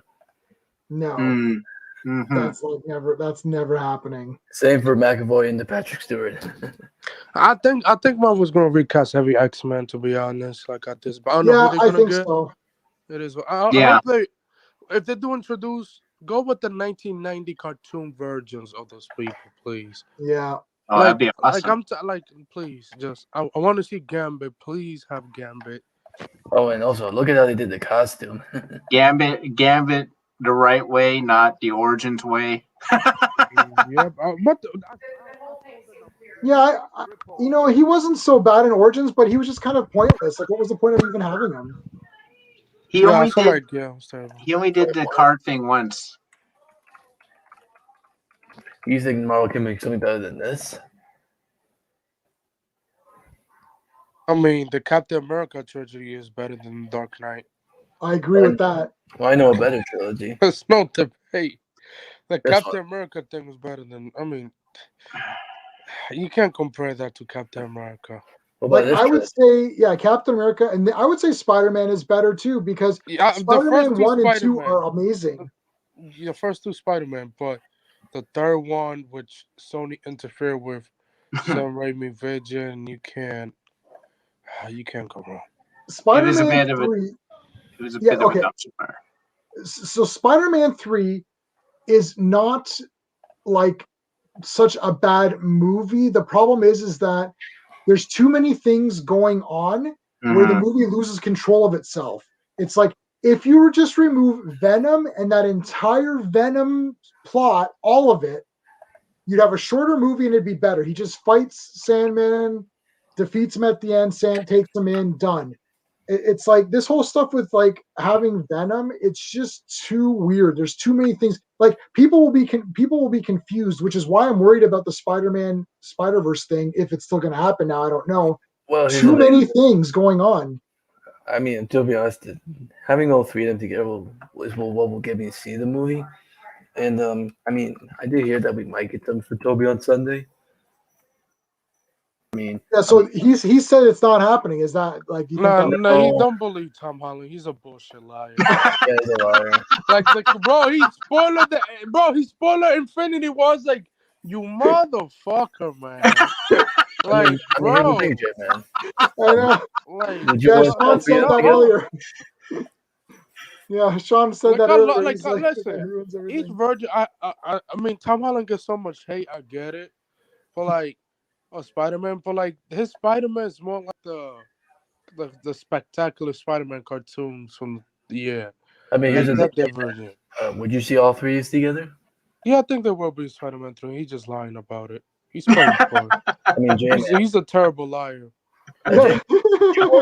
Together, Jamin?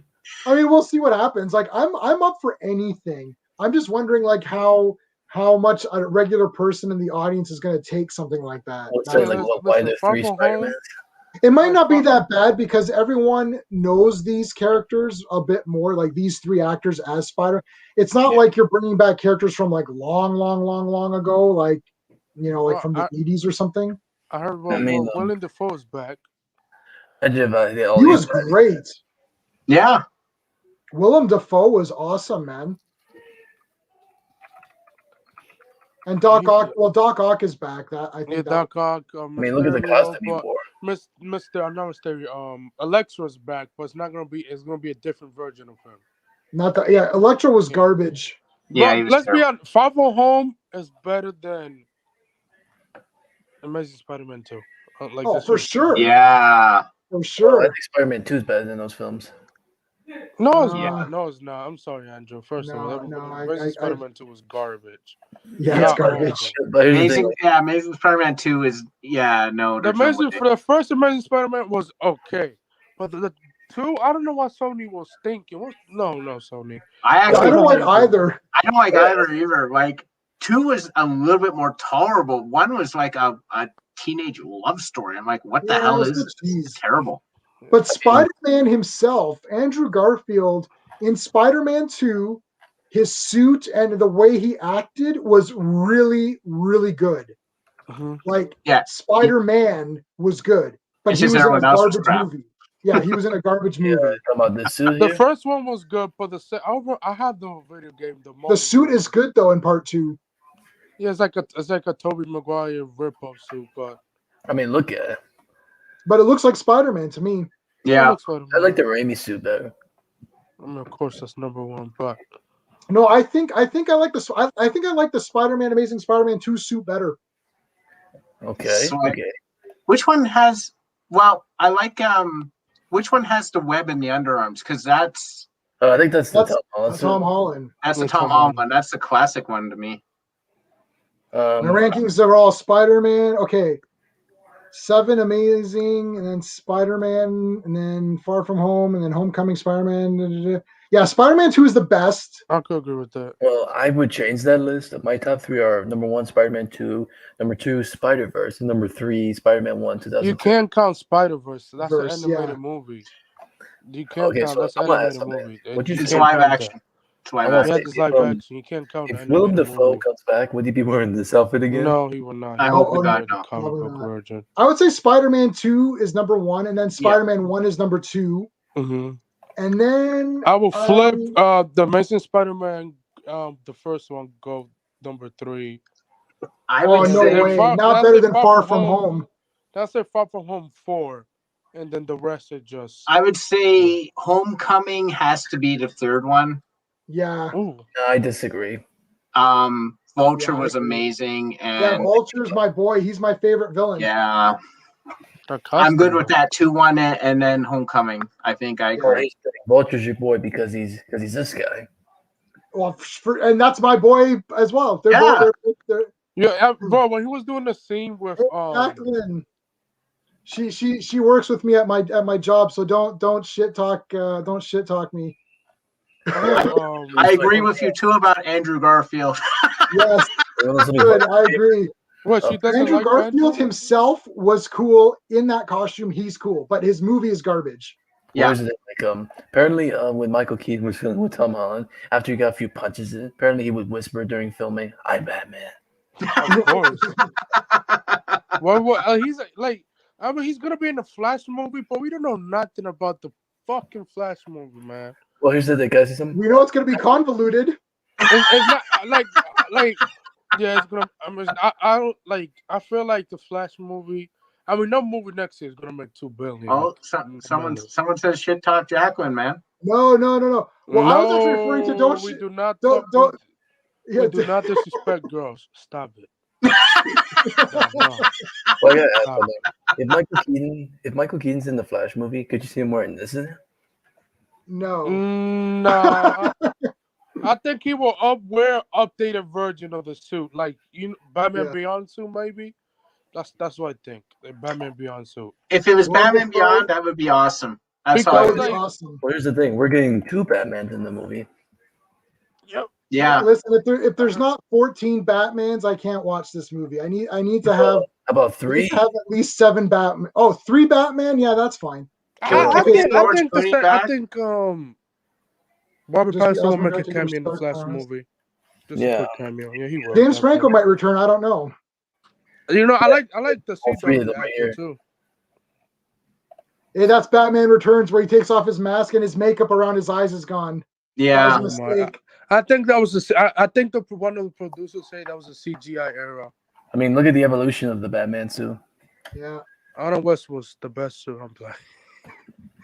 Listen, I love Adam West. I had my Burt Ward autograph over there. I wish he was alive while Crisis on Infinite Earth was happening, man. Yes, because Burt Ward was in it. Yeah. And you want to know something cool? I know this won't happen, but imagine a Batman multiverse movie with all 4 of these guys. That would be a big failure in the box office. Why? Like it would not be making, because first of all, each actor will act around like $100 million. Let's be honest. Like they know. Michael Keaton, Christian Bale, Ben Affleck, Robert Pattinson. No, I think Christian Bale will add more. Like, I mean, like, look at the rich history right here. That's for me, cool. people say George Clooney was a terrible Bruce Wayne. He was a great Bruce Wayne, but a terrible Batman. I said. Yeah, his Batman was garbage. Yeah. Like he was like that's why I always defer. I love George. His movies, every movie he do great, and movies he always had. But like he was a great Bruce Wayne, not a great Batman. Val Kilmer is underrated. Yeah, I agree. Yep. Val Kilmer was really good as Batman. Yeah, the Batman 4 was good. The only thing is Jim was acting like Jim. And Tommy Lee Jones. Tommy Lee Jones was acting like a goof. Yeah, bro. And then Tommy hated Jim Carrey. I was like, why the fuck would you hate the guy? Because he make better movies than you in the 90s. That's why. Well, he was in Men in Black. Men in Black was great. It was great. You like Men in Black? I like Men in Black Part 1 a lot. I absolutely loved Men in Black 1 in the theater. I was like, this is like the best movie ever. And then I hate every other one after that. I mean, Part 2. I like Part 2 3. was. Part 2 I was. like 3, man. I didn't see Part 3, or did I see Part 3, Steve? I showed you Part 3. Oh, so I thought it was okay. I probably thought it was better because we watched it together. Yeah. Oh, Anthony has left the building. And he might rejoin. Here's the thing, like when International came out with Chris Hemsworth and Tessa Thompson, I thought to myself, you can't replace this iconic duo right here. Bale hands down best Batman. No, not for me. No. He's not playing Batman, except for Batman Begins, which is the only Batman movie of that series. Yeah. It's like the rest of it just became Christopher Nolan doing his own thing with Batman in it. And it's like, okay. It became too weird. Like the voices, like, what the hell? Well, when he looked like this, he was Batman. I mean, at least that was that suit's not the best, but I like Batman Begins. That's probably the best one. Yeah, he was more Batman. I don't think the movies are garbage movies, but I don't think they're great Batman representations, in my opinion. I agree. Yeah, they're well crafted because Christopher Nolan knows how to make movies. So they're generally going to be good movies. It's just like if you want something that's more Batman, you got like Batman Begins is Batman, like he's starting out and all that. But then you just got there was a little bit at the end of or at the beginning of Dark Knight Rises where he actually does some detective work. When he's right. Market. Yeah, but it's very little, very very. Yeah, but so you're saying, Steven, that when he looked like this in the first movie, he was Batman comic Batman? Well, no, he's got if you look at the chest, the bat needs to be not the same color as the rest of the suit for one thing, or outline. If you look at the way that how they do it in Rebirth right now, which I don't have any comics handy, but it's outlined in Rebirth. Okay, we're missing some. Val Kilmer gave one of the best becoming Batman speeches to Chase. Val Kilmer, I agree, was very underrated as Batman. He did a really good job, and I wish he had more than that movie to do. To be honest with you, I thought he was pretty damn good as Batman. Batman Forever. The problem is that half that movie is a bunch of silly crap. Yeah, and it's like half of it is super serious, and he's like, my pain and trauma, and you're like, wow, this is really interesting. And then all of a sudden it's like, hey, I'm the Riddler and I'm punching guys and I'm Two-Face and I flipped the coin 17 times. Yeah. And it's like, what is this stupid movie? Like, it's so weird. Let's take a look here. What else we got? Lennon. Joaquin Phoenix role as Joker is absolutely stunning, possibly better than Heath Ledger. I mean, so when we're talking about Joker, the film Joker, that is a film about this person going through this turmoil and how he becomes this character. Is it Joker? Like, Is it the DC Comics Joker? I don't know. I mean, that movie is just a movie on its own. I think it's a really good movie. I've seen it a couple times. I like it a lot. But to me, Joker is either Cesar Romero or Jack Nicholson. If you want to pick someone other than Cesar Romero, Yeah, I think you have to give Joaquin Phoenix and Heath Ledger credit for being phenomenal actors. Yes. Right? Yes. I think you have to, like, Joaquin Phoenix is a tremendous actor. Heath Ledger was a tremendous actor. They were both, you could give them whatever representation of the Joker, unless it was the Jared Leto one, unfortunately. Like, awesome. He had nothing to work with, right? Yeah. I don't think that was fair to Jared Leto. But, like, the other two guys, they were decent characters. They were really good characters, and they elevated it with their performance. Again, are they the Joker? I agree. I'm like, I feel that Joaquin Phoenix's Joker is a little bit closer to the Joker that we know than the Heath Ledger one. I don't feel the Heath Ledger one was as close to the Joker. Yeah, my bad. My girlfriend was calling me. So, I mean, look at the evolution of Joker in live action in this picture. Yeah. Jack Nicholson is top 2 Joker of all time. No debate. Yeah. If you want to fight me, you can fight me. It's over. Yeah, I agree. Jack Nicholson was awesome. First of all, he's crazy. Yeah. His plan, Joker's plan, is to get people to come out in the streets. He's offering them money. So he literally has money that he's stolen or whatever. He's throwing money to the people in order to get them to come out so he can gas them to death. Like, this is crazy. Joker. I mean, and he's like, if you got to go with a smile. And you're like, I mean, this happens. This is the greatest thing ever. I mean, I got my head around how diabolical that is. It's diabolical. Yeah, it's diabolical, man. Jacqueline's saying he's not better than Heath. So it gets into, like, the debate is it a debate of who is a better version of the character they're playing, or who is a better Joker of the comics?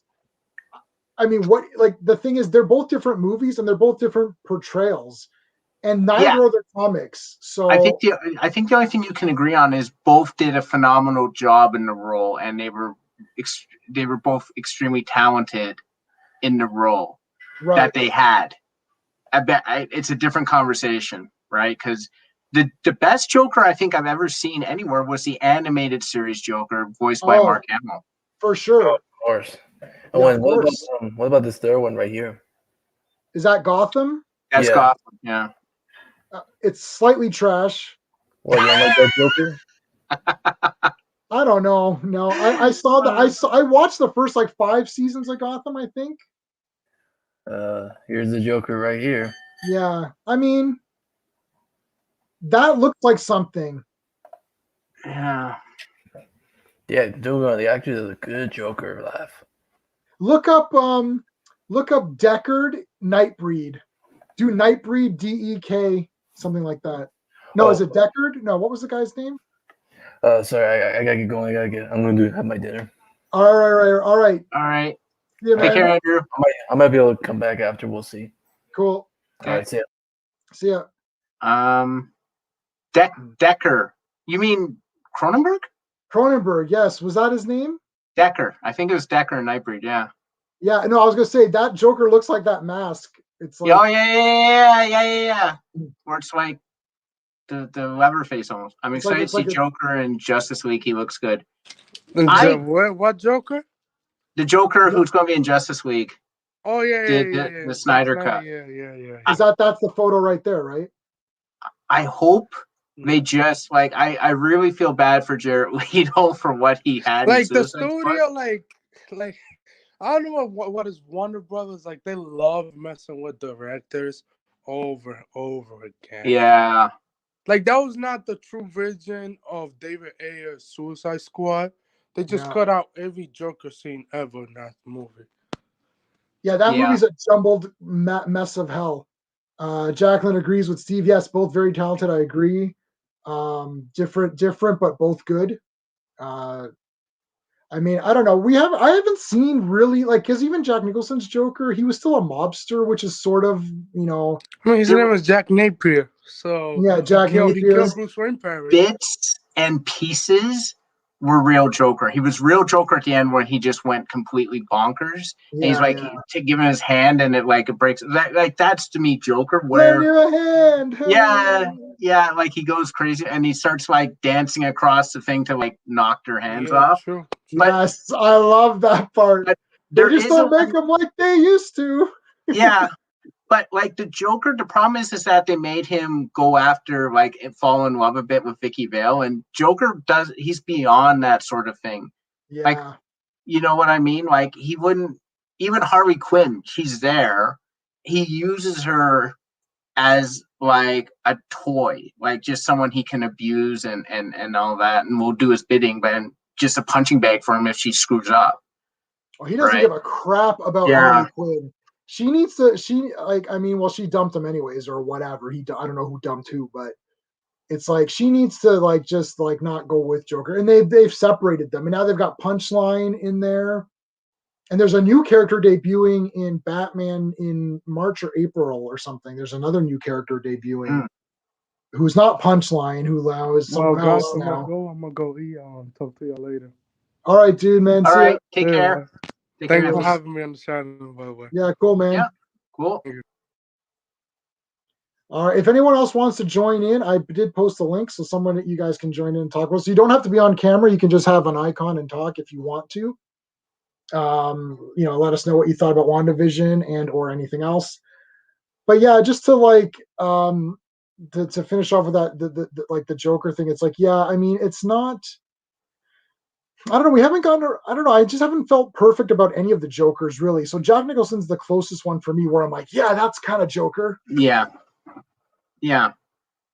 But you have to have someone who like it's almost like you have to have someone who starts off, and you're like, oh, this guy's got a plan, and then he just like how you would sort of want to make it is he's like, oh, and then we're going to do this.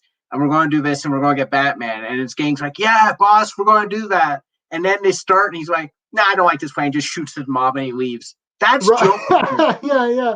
Like when he shot Bob in Batman '89, he just shot him. Yeah, he's like Bob Gunn, and he shoots him. Like, why didn't someone tell me he had one of those things? Bob Gunn. Gonna need a minute or two alone, boys. Take care, Jack. I've memorized that movie, so it's pretty. Well, I have too. Like I haven't seen the 4K. I haven't watched the 4K through yet, but like neither. I have them all in 4. So I have those 4 in 4K. I have the Nolan trilogy on 4K. So I have all of them. I have them all on Blu-ray. My Batman collections. On that side, I got my Marvel stuff here. I have them all on Blu-ray for sure, but I don't have any of them on 4K. So, I bought them all on 4K. I have a 4K TV, but not a 4K player. Yeah, it's worth it. I think 4K is definitely cool. Yeah. I was trying to like put this in the back somewhere to show everybody. So for anyone who wasn't here from the beginning, I got Vision. And I got Scarlet Witch. I don't think they're in sync with each other, though. I think she's smaller, which is irritating. I was going to put them together. It might be okay.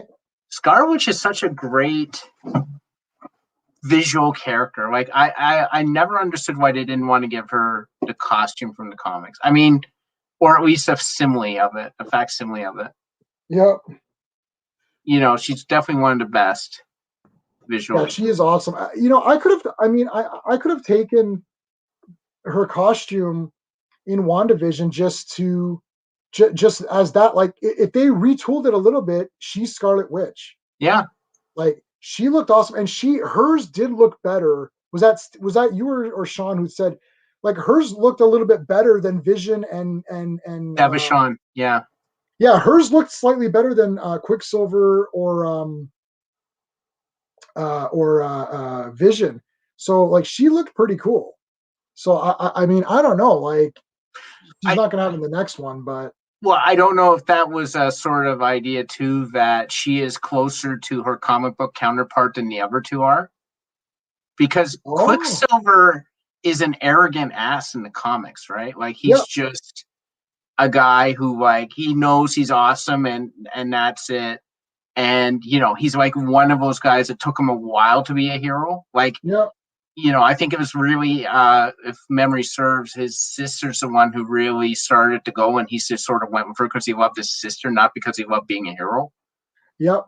And I feel like Vision is definitely.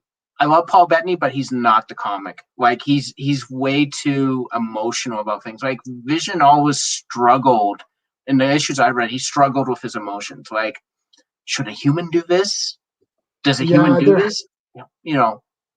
There's so many comics, and it's so hard to pinpoint these. Like, oddly enough, I was talking to Jacqueline about this today at work. It's like there's so many facets to these characters because they've been around for decades in comic books. And when there's a comic book every month, it's hard to keep it interesting. So you have to start changing things around, like, oh, Scarlet Witch is evil. Oh, and then she becomes good again. Oh, she has kids, but they're Mephisto. Oh, you know, like it's like how like Scarlet Witch for sure has been so messed up. She's been everything. Like she's been the biggest villain in the Marvel comics, and then she's a hero, and then she's a villain first, then she's a hero, then she's a villain again, then she's like a super villain where it's like, oh my god, and now she's kind of a good guy again. Like, what do you do with these characters? So I think when the MCU has their versions, which may or may not coincide with an interpretation from the comics. So if I start picking up all my WandaVision comics are down there. I'm gonna step out just to grab them for a second. Hold on. Okay. I also got this at Walmart. Roboto. So I was able to get a couple of more of the He-Man guys. Awesome. And I'm meeting one of our friends' brothers, who I actually got an extra Mandalorian, and he cannot find it, so I'm going to give that to him tomorrow. Nice. So I'm going to pull. There's the Vision Scarlet. Oh, sorry, Tomb of Dracula. Harkness. Harkness is. Tomb of Dracula is awesome, man. It is awesome. So yeah, like if you're looking at this stuff here, so I've been going back and rereading these visions. There's a bunch in here. It's not just these. There's Quicksilver right there. Yeah. I'll pull this one out. And like when you start getting into this kind of thing, it's like, well, there's Magneto right there. Yeah.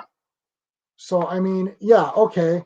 And there's Quicksilver, and they're showing all this stuff, and it's like, I mean, this came out. I don't know what the year on this is. This is 80. No, I can't even read. It's like 86 or something. I mean 86. How are you gonna still have the same characters? Like characters need to evolve, right? And like there's Enchantress. So like characters need to evolve. And yes, I agree. What are you gonna choose? So if you have to make a Vision and Scarlet Witch television series, which version? Or you need to have them in your show. What versions do you pick? Right. And I don't know, right? Like I'm not making that decision. I have to leave it in the hands of the writers, and hopefully that they choose the right ones. But I think they've done pretty good. Like we weren't really going to get High Evolutionary and Bova and all that. Like that's probably really not going to happen. Though I'd love to see High Evolutionary make an MCU appearance. I think there's still the potential to go somewhere with this, because I feel very much that. So I'm gonna use this sort of like the Marvel Strike Force thing. I feel like the first three phases were the bio version, and this is the cosmic version, right? Like this is a version where you're now given license to go into the fantasy-ish realm, because you've established the multiverse, and you've established. I mean, the Eternals are going to, like, in my opinion, be a game changer, because they are Celestials, right? Like they are completely. They're not grounded. It's got to be more fantasy-ish, So Yeah, this because she's a witch. Like they haven't have they said witch? Have they said witch? They haven't called her Scarlet Witch yet. They haven't used the word witch. No. Have they used the word witch in other ways or magic or something? I can't remember. I think that other than Agnes dresses She's a dressed witch. as a witch. Yeah. I mean, I was gonna throw up. I'm still trying to figure out. There's a way you can do screen sharing, but I'm still trying to figure out how to do it. So for now, it's gonna have to be the wonky way. But I actually have. I was just reading where Agnes got burned at the stake. Yes. Which is great. Yeah, it's like literally that's the start of the issue, and it's the 12-part Wanda Vision and the Scarlet Witch. Oh yeah, there's a magician, and his wife, mm-hmm. and I'm trying to get like an angle there. Yeah, I've read. I think I've read this comic. Yeah, and they were that was their names in the in that episode where they were the illusionist. Yeah, illusion and glamour and illusion or something. Yeah. Yeah. There's Agatha getting burned. I recall reading that. I probably read that issue. Yeah. I'm not sure what they're gonna do though. Like, this is one of the few series where I honestly. That's Vision, like in his like bathrobe. In this. But I mean, this is one of the issues where, like, one of the TV shows where I really don't know what they're going to do. I don't know where they could go in like 1,000 different directions. Yeah, there's a lot of opening here, and I think what's good about it is that because they've made it so open, it's just your imagination is expanding. Like I've never seen so much talk. Like it seems like every week we're talking about, well, what's the next big thing that's going to happen? It's like, oh my God, Quicksilver showed up. What the heck? Oh my God, it's Aaron Taylor Johnson's character Quicksilver, but the face of it is Evan Peters. Does that mean it's the multiverse, or does that mean that because he's dead and she can't bring his body back, she picked the visage of the nearest parallel dimension Quicksilver, like, or is that the opening to the multiverse? Like, what is going on, right? So that's the cool thing about it. It's like, we don't know. And it's getting people talking big time because, like, even people that don't normally chit-chat about this nerdy stuff, they're getting involved. Like, people are like, oh, man, like, what the heck? Because you have the comic book fans with their takes, and then you've got the MCU fans with their takes, and we don't know what they're going to do because they're just going to do whatever they got to do, right? So it's not necessarily like, oh, they're not doing this comic. They're not like, do you see this friggin' comic? This is WandaVision. Go read it. That's not happening. No. This is a new thing. So we have to see like how it's gonna play out. You know what's interesting too is that you got the same company doing both MCU and Star Wars. Yes. Right? And you have one side of it, the MCU, that seems to be more interested in giving the fans either what they know from the comics or something cool that they can accept as an adequate replacement as the comics. And then you have the other ones who, until very recently, seemed hell-bent not to give the fans what they wanted. Yeah, I mean, if you want to open the door, this is like bringing Quicksilver. If you want to open up the doors to Star Wars, I mean, we're gonna need to do like 14 live streams to cover Star Wars. We're gonna need to live stream for the next week without stopping to discuss all the disastrous Star Wars messes that there are. It's like 1 week, everyone's like, Star Wars is a piece of garbage. I hate it. And then the next week, it's like, man, Star Wars is back, baby. Yeah. And then it's like, ooh, I don't like this. And then it was like, oh, I don't really like this. And then it's like, oh, Luke Skywalker's back. Oh my God, Star Wars is back. And then everyone's getting Star Wars tattoos and they're getting t-shirts. And then they're like, well, now we're going to fire this person. You're like, oh, this sucks. And you're just like, I don't know, like, what is happening. if you watch, and I'll plug Echo Base Network here really quickly. Yeah. Echo Base Network, I always go. They always do live streams on Saturdays, and they let viewers pop in or whatever. I'm using the term phase in because I'm a mutant because we're trying to keep the mutant thing going. But whatever, however you want, they can join in, and they're doing one this weekend, and the topic is, you know what the topic is. So there's going to be they've got hundreds of people easy on their live streams, maybe, so I mean, there's going to be tons of pissed off people waiting to get in line to yell and scream. I am going to try to go on there and yell and scream. I'm not going to yell and scream because I'm not a yeller or a screamer, at least not in my YouTube, not in my YouTube persona. When I'm at Steve's place and we're playing video games and I'm like, this thing, then it's a whole different story. But I mean, Star Wars is a mess. Marvel is not a mess. So it's weird. It's like Disney's got, but I think Disney, it's the heads. Yeah. It depends on who is the leader, like who is the guiding force of this franchise. Right now, the guiding force of the Disney Star Wars franchise is a few people, and they're not seeing eye to eye. They're not in sync. They have a right to not be in sync because one side is definitely in it more for their own reasons versus another side who is trying to actually, tell good stories and sell products. I didn't go out and buy this because I thought WandaVision was garbage. Yeah, and right.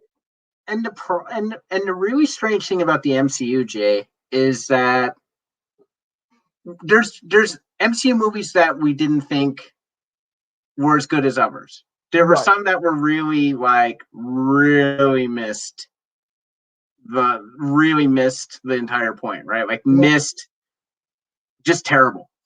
Not terrible, but they're not. There's a couple of really awful ones, and the rest are okay. And then there's some really great ones. But even I saw Iron Man 3 again recently. Right. I just threw it in. I watched it again. It's still, for some strange reason, watchable.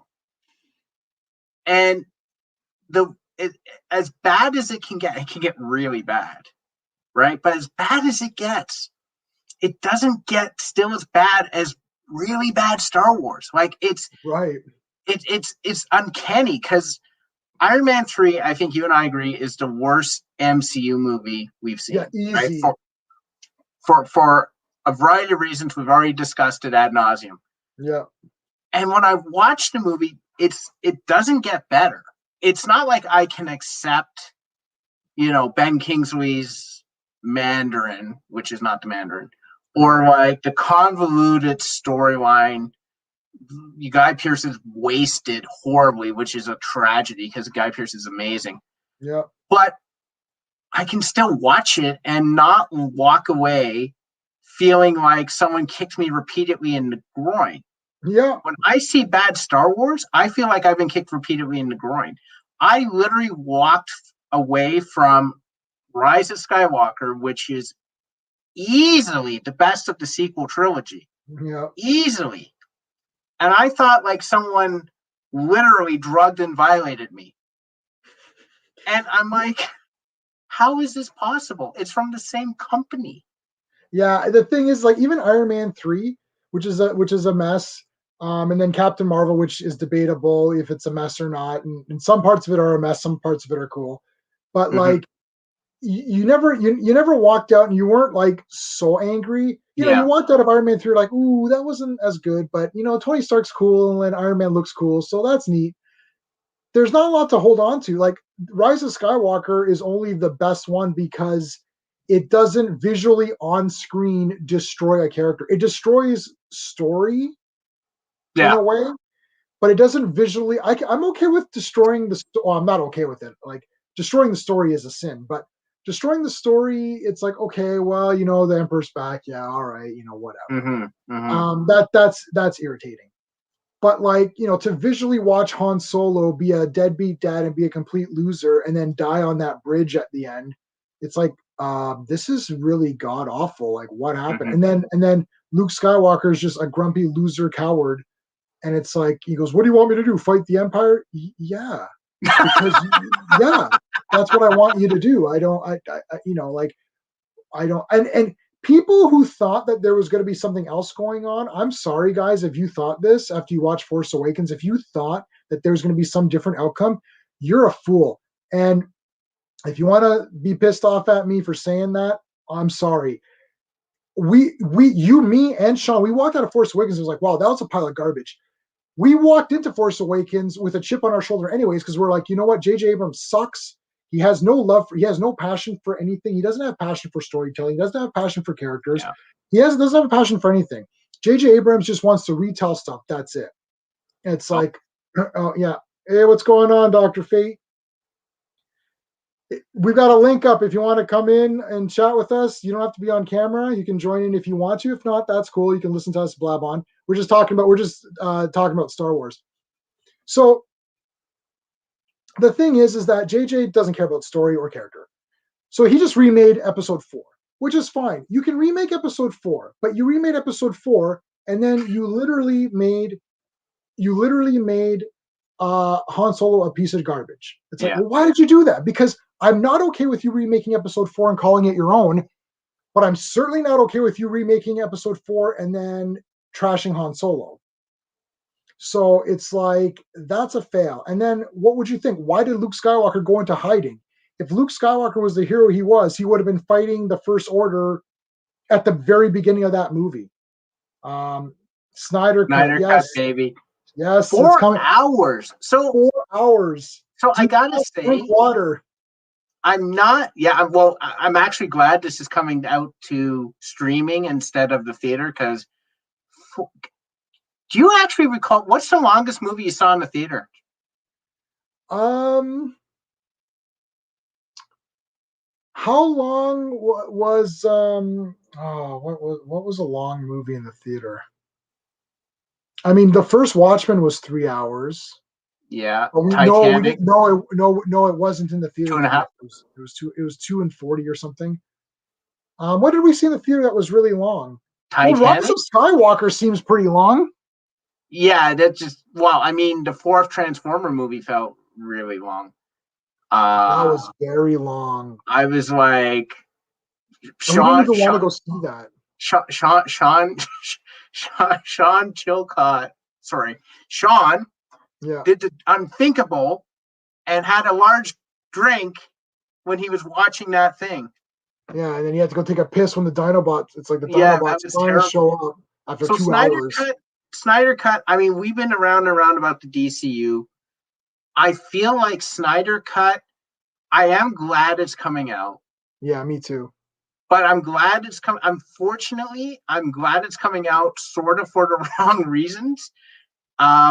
I'm glad because I get to stop hearing about it. Yeah. And I'm glad it's coming out because, for better or worse, Zack Snyder got a chance to finish his vision of the DC universe. Yeah. That's an important win. That's a win because he got screwed, like a lot of personal reasons as well. Like that, it was a tragedy, and he got screwed around. And it's like, well, let him finish his story. Because we can't judge, like Justice League. What is that movie? I don't know what to judge that movie. It's bad. It's bad because it's very much. It doesn't feel like it's part. For better or worse, Zack Snyder created a tone and a story and that with the DCU, and it just feels like Joss Whedon came in and made Joss Whedon's Justice League off of Zack Snyder's filming and some of his own, and it just feels like a Frankenstein monster, right? Yeah. The question I have, and maybe someone in the audience or someone who's watching can sort of say this, because I still don't know, is how much of this movie is going to be new footage that Zack Snyder either shot originally and they just put in, or he reshot. Mm-hmm. and how much of it is the crap we saw in the theater. Because I assume that most of what I saw in the theater was shot by Zack Snyder. Yeah, well, I mean, it's going to be 4 hours. So, I mean, there's 2 hours of extra footage because the movie that came out was 2 hours. So, out of the 2 hours that came out, let's say more than half was Zack Snyder. And so, I mean, that means that there's a potential of 2.5 to 3 hours of stuff that we haven't seen. I mean, and you see all this stuff that's popping up. It's like Darkseid and Grail and Joker, and you're like, oh my god! Like, I mean, this movie has to be 4 hours, and it's gonna seem rushed. You know, like that 4 hours is gonna end. You'll be like, wow, that wasn't very long. Well, where's the rest of it? I have no idea what's gonna happen. The trailer's dropping. The trailer's dropping on Valentine's. Is it Valentine's Day? I think that's right. Dr. Fate, are you in? If you're still in the chat, is that trailer dropping on Valentine's? Let me know. Yeah, so that's dropping pretty soon. We've seen teasers and stuff like that, but we got to see the trailer. The trailer is what we're after, and then we got to see what's going to. I mean, obviously, we're going to watch that like pretty much immediately, and we can, and I don't just do Marvel stuff, right? I do everything. Like, you know what's funny? And the truth, he's a guy I subscribe to, and I sometimes like to go on to his. He invites people on as well, and he's like, and I've got this reputation of more of a Marvel guy. In actuality, I read just as many, if not more, DC comic books than I do Marvel comic books, because I read both Batmans, both Supermans, Wonder Woman, Green Lantern. I'm gonna get Nightwing starting up. And I get I was in and out with Flash. What else was I reading? I know I'm missing some. Anyways, and it's like, and then for Marvel, I'm really only reading the X-Men books and Captain Marvel. Like, those are the only comics I'm reading. Well, so there are a lot of X-Men books. There's probably like 7 or 8 X books. So that's why it seems more. It's just that X-Men has a lot more to talk about that people aren't covering as much, which is why I kind of gravitate towards the X-Men. My 3 favorite superheroes are Superman, Batman, Wonder Woman, but then the next 7 are all Marvel. So it's weird. It's like, I love Aquaman still, he's great. You know, Supergirl, Robin, I count those as part of their, you know, teams, like Superman family, Batman family. Yeah. Right? But then after that, it's like Namor, Cyclops, Jean Grey, Daredevil, Hawkeye, Wolverine, Hulk, right? Like, you know what I mean? Spidey. Like, there you go. There's your top guys right there for me. And it's like, so a lot of them are Marvel, but the big guys are DC. So yeah, like if you see you can sort of see my short boxes back there a bit. The most comics I have in physical form are Batman. I have like tons of Batman. Yeah. Right. Even off of Comixology, it's tons of Batman stuff. But I also have probably read the most variety of DC characters. So I was the guy who got a bit into Green Lantern. I read Zero Hour. I told you about the other stuff. Even as a kid, Green Lantern, I really liked him off of Super Friends and Superpowers and all that stuff. You know, I got Action Comics, right? I collected Action Comics for a while on Superman, right? So I probably and I collected Flash for a long time. I collected Flash. So variety of characters is DC. I probably read more DC broad, but if you want concentrated, I'm now on 340 something on Hulk, and just past 250 on Spider-Man.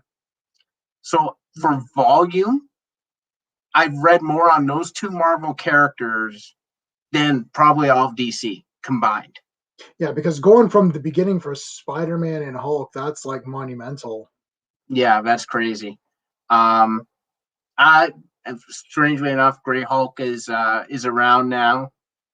I'm not at the Peter David ones, but like I'm at the point now where I didn't know this. Rick Jones has become a Hulk Yes. Did you know that? You knew that, right? I read it. Yeah. Yeah. I read those. Yeah. Yeah. So now he's the Hulk. Yep. Grey Hulk's around, but he's not really doing anything. Like Thunderbolt Ross became Zaz for a while. Oh, look who it is. Sean is back.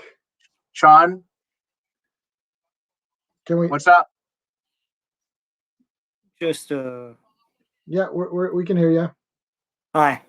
I had the YouTube on. I was like hearing different things. So yeah. Yeah. Yeah. Make sure you mute your if you have it on. Oh, it's off now. So yeah. Yeah. So it's amazing. And then Spider-Man, Hobgoblin has just been introduced in the part I'm reading Spider-Man. And the last one I read was Jack-O-Lantern. Oh yes. Yeah, I remember that guy. And Jack-O-Lantern is just visually awesome, right? Like I love the look of Jack-O-Lantern. Like he's like the headless horseman. Yeah, he looks pretty neat.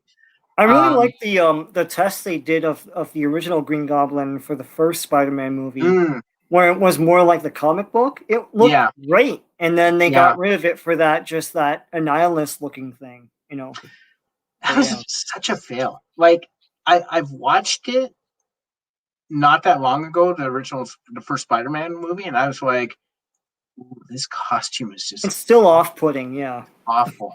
Yeah, it's a bit weird. It's awful. It's because there's no motion behind it. You can't see him moving. There's no emotion behind it. It's just like William Dafoe's voice coming out of it. Like, you can't really see his face. I think why the mask works so well in the comic is because you can still see his face underneath it, and you can see him, like, how angry he is and how, like, just irrationally enraged he is with Spider-Man.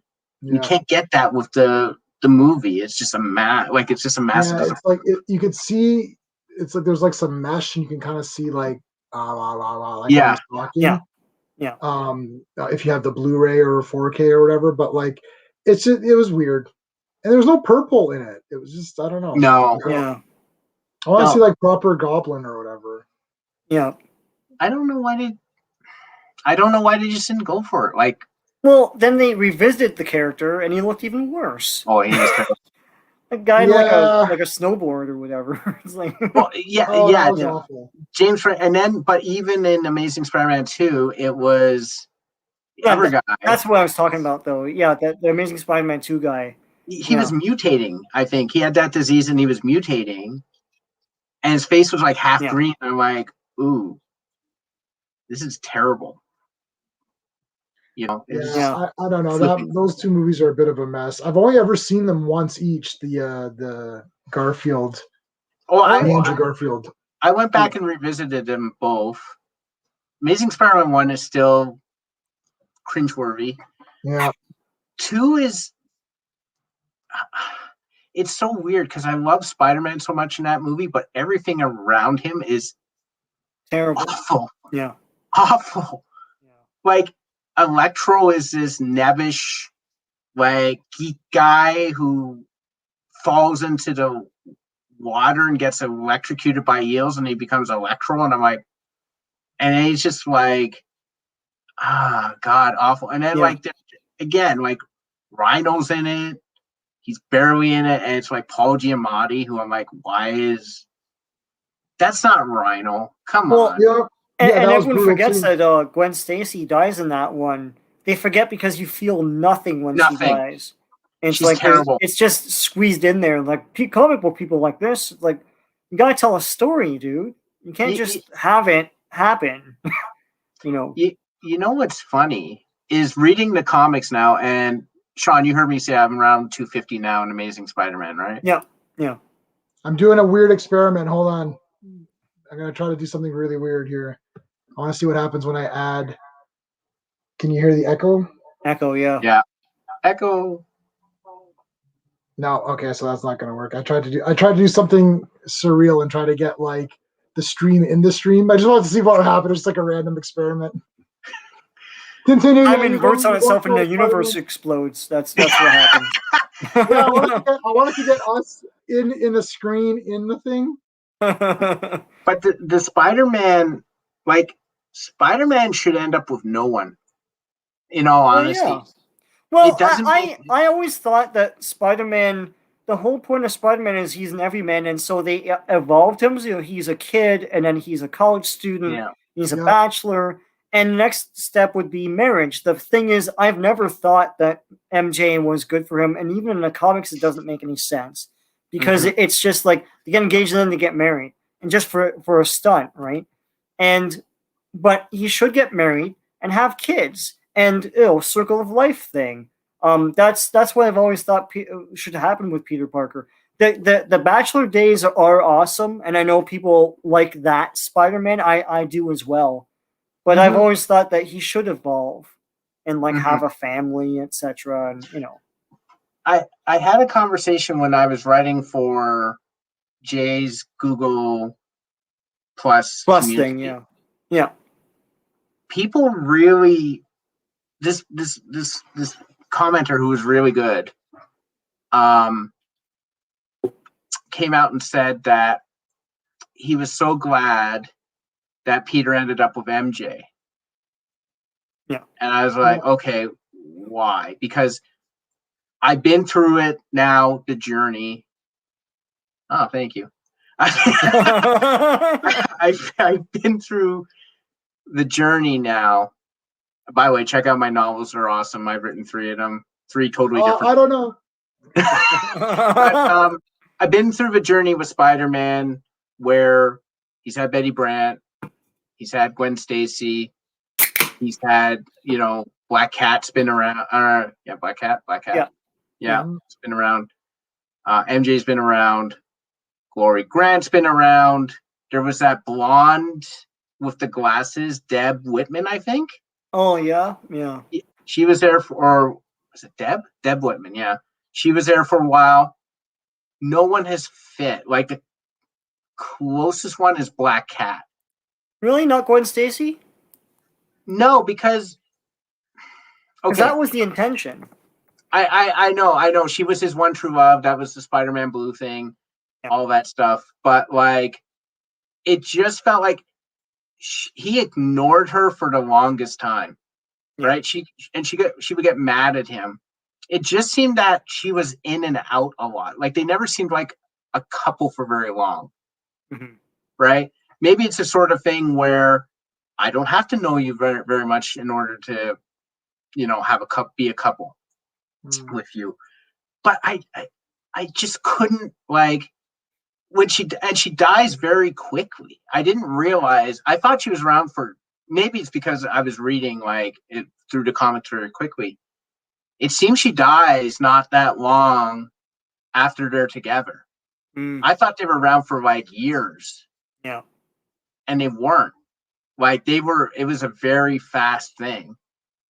And I for the life of me, I can't figure out why Gwen Stacy has become so popular that you got Spider-Gwen.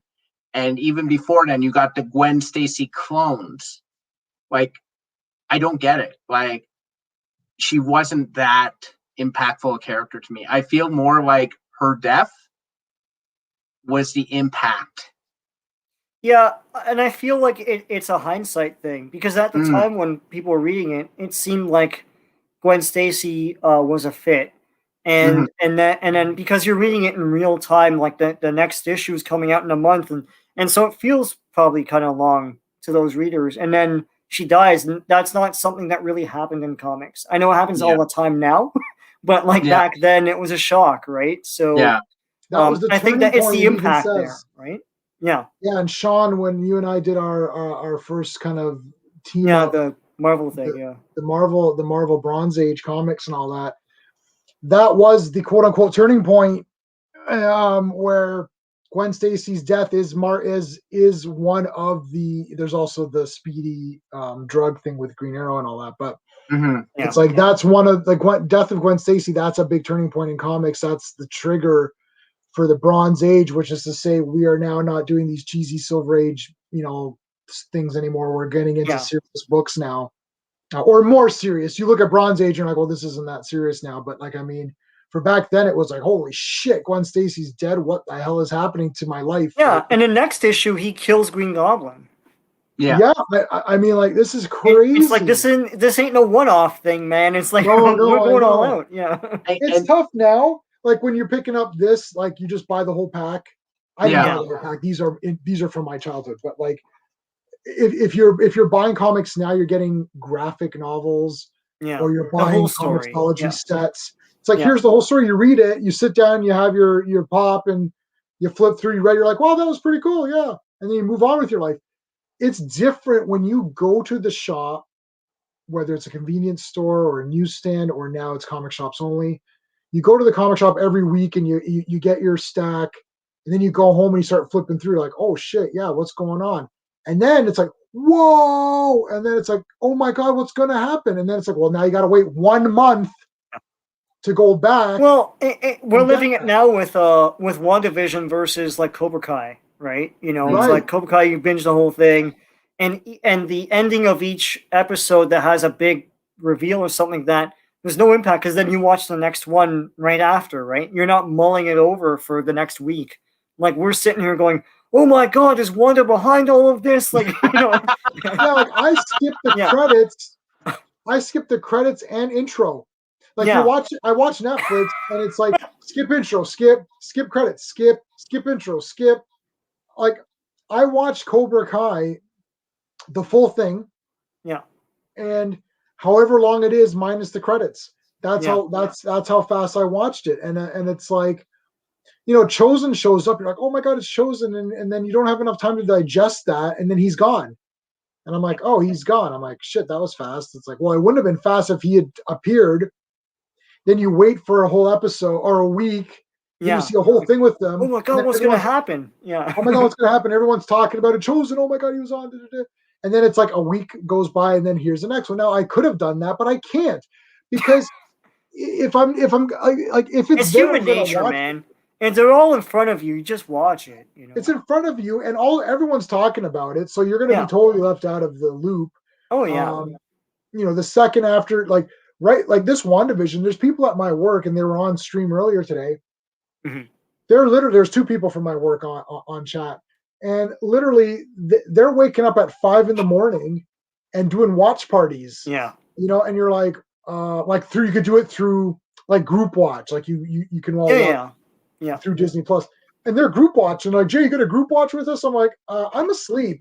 And like, I get like, you know, I was like, I'll get up at like 6 something, and watch it kind of on my own time. Yeah, but I guess it's old age, man. I have patience now. Like, if something comes out right away, it's like, I mean, WandaVision has reawakened that sort of like I have to watch it right away and stuff. Yeah. But even today, like I had things to do, and I watched it later on, and like I have patience now, right? Like, you know, when a TV show or a movie comes out, don't really care to watch it right away. Mm-hmm. I know it's going to be around forever, so I'll watch it later. True. Right? Yeah. Well, I was saying so we had a conversation at dinner today, me and my parents, and we had the TV on, and there was that TV show. I don't know if you guys have heard of it. I May Destroy You. No. It's a British one. Like people are talking about it, and like this guy was plugging in. He's like, "Oh, this is amazing." Blah blah blah blah blah blah blah. Right, and like apparently it's like nothing you've seen before. Which, okay, I don't know how much they've seen before, so I don't know if that's accurate for everyone or what. Mm-hmm. But you know, my dad made a comment to me like, "Hey, you know, oh yeah, I May Destroy You. Like apparently it's only 12 episodes or something because it's British, right? Because they don't do that." Yeah. And you know, have you seen it? I said to him, and keep in mind, this is my dad. You guys know my dad. Yeah. He doesn't watch things, right? Like the only thing he's mentioned to me about watching in the past 10 years, I think, was that Resident Alien show that just started. Right? Other than that, he hasn't said anything to me. Usually it's me telling him, oh, you should watch this. Right? He just started watching Hannibal. Right.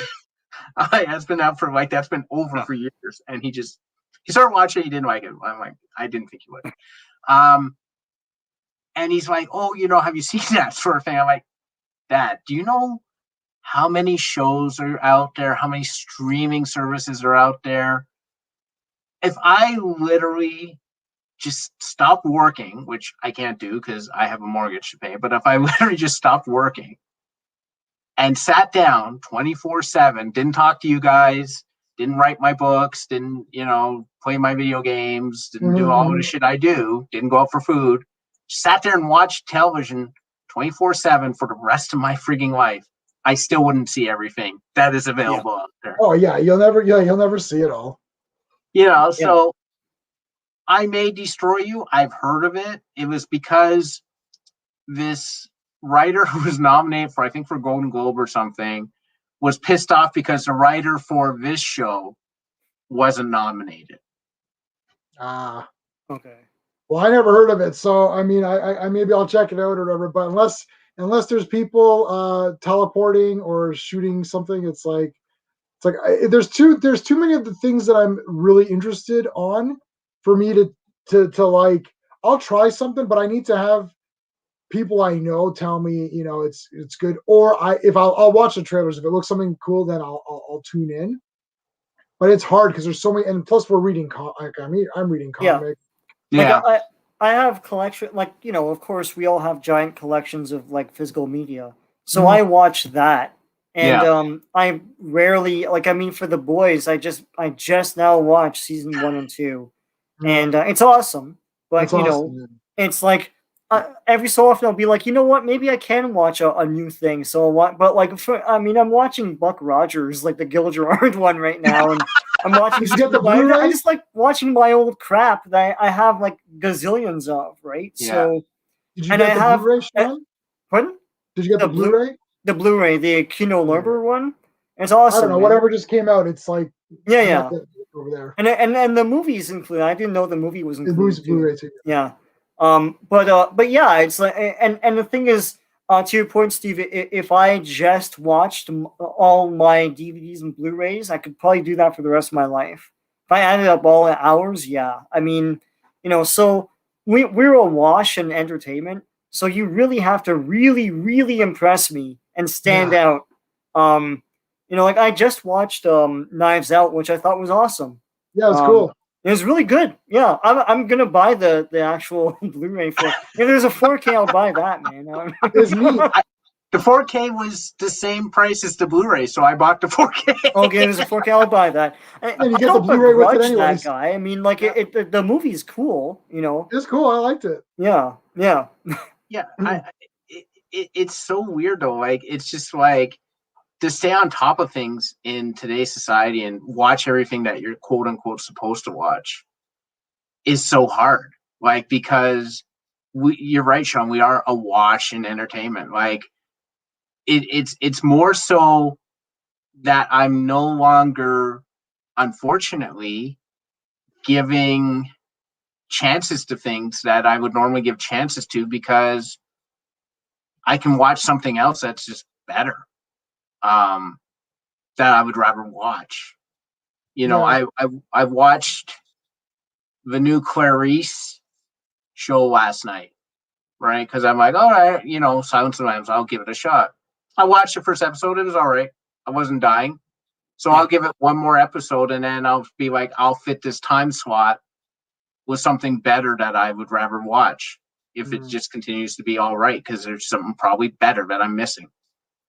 And there's stuff to read too. I finished reading the Light of the Jedi thing.